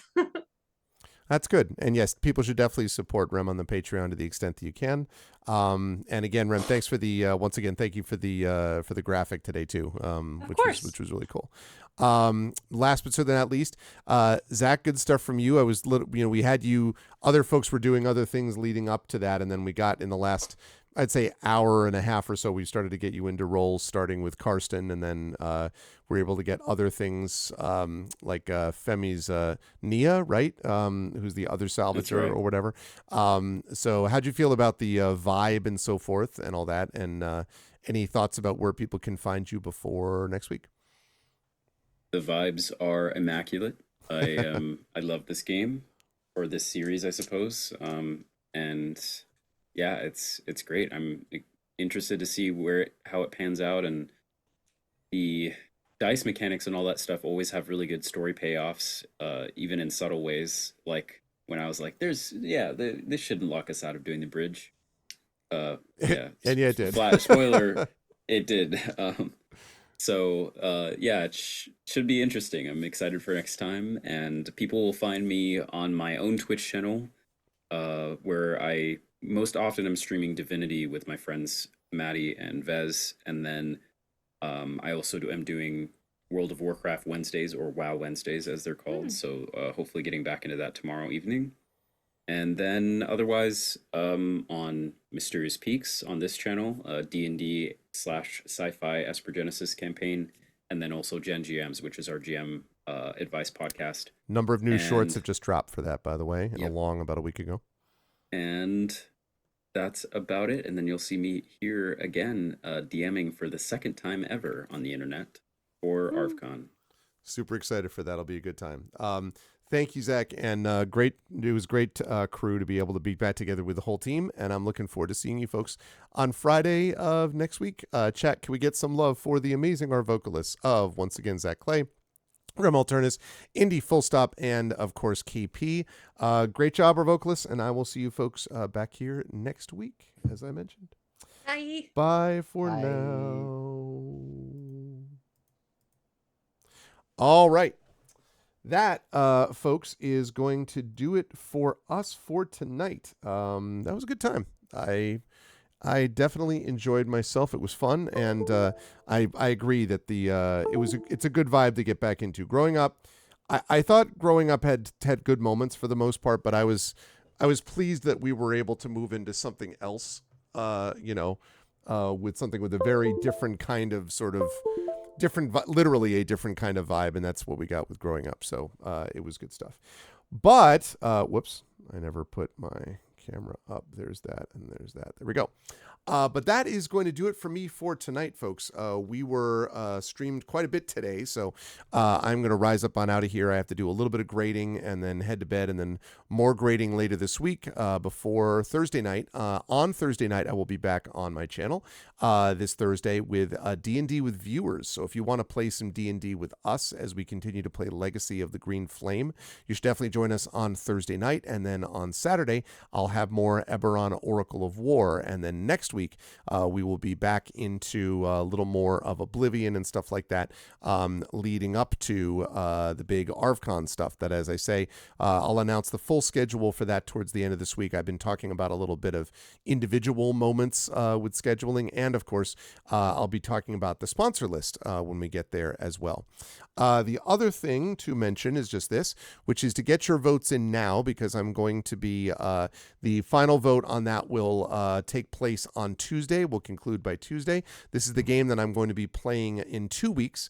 We have Breath of Fire 4, Far Lone Sail, and Gorogoa, which is a puzzle thing. Right now, Breath of Fire 4 is currently in the lead ahead of Far Lone Sail. So get your votes in, because, as I say, in a week from now, that will close, and then I'll be playing it the week after that, which will also be the week after. Let's see here. Which will be the week after that, which will be the week of the week after ArvCon. So that is going to be good times as we get ready for the summer to come. I basically think of ArvCon as almost the official beginning of summer, and then we move into June, and June and July and August are going to be busy but really fun months for the channel and elsewhere. So I'm excited for that. If you like what you saw and heard today, I already talked about this quite a bit, so I'm going to zip through it. Make sure to follow all the things. Follow on the YouTube, Discord, !ArvCord, Twitter, !ArvTweets, Blue Sky, !ArvSky, website, arvanellarun.com, !Arv shop for the merchandise area, !Arvtreon for the Patreon. Subbing to the channel, as several of you did today, is useful. So thank you so much for all of that. !Icarus for my graphic novel from Athos Arts, !Library, that's my Tales and Tomes, The Forbidden Library, my 5e adventure and sourcebook from Alligator Alley Entertainment, Grayshade is my Grayshade IP, which is Grayshade Renegade and Heretic. That is the Grey Assassin trilogy from Athos Arts. You can get that. You can get the audiobook of Grayshade from our very own Trent Sparks there, and pre-order the tabletop role-playing game of Grayshade from our very own Brandon O'Brien and Alligator Alley Entertainment, which will be due out in August of this year in Gen Con. Very excited for that. And as always, BLM, Black Lives Matter, important to affirm and assert the significance and importance of Black lives. Help Now, the World Health Organization page on suicide prevention. Important to reach out to others when you need help and reach out to others when they need help as well. And Ukraine, UKRAINE, to help the people of Ukraine as they fight back against an illegal and illegitimate war with bravery and courage, and send the message we will do so for others in that situation in the future. Last but certainly not least, I want to thank all of the folks who made this a wonderful set of streams today. Thank you to my mods, Prince Justin, Triffity Mats, best in the business. Thank you to my Patreon supporters and subscribers, Prince Justin, Triffity Mats, Nonstop, Mrs. Dunsel. Thanks again for the sub tonight, Mrs. Dunsel, and the sub tonight, Triffid. And thank you so much to my wonderful viewers. Thank you to Darth Sisu. Thank you to Dilno Raw, I think.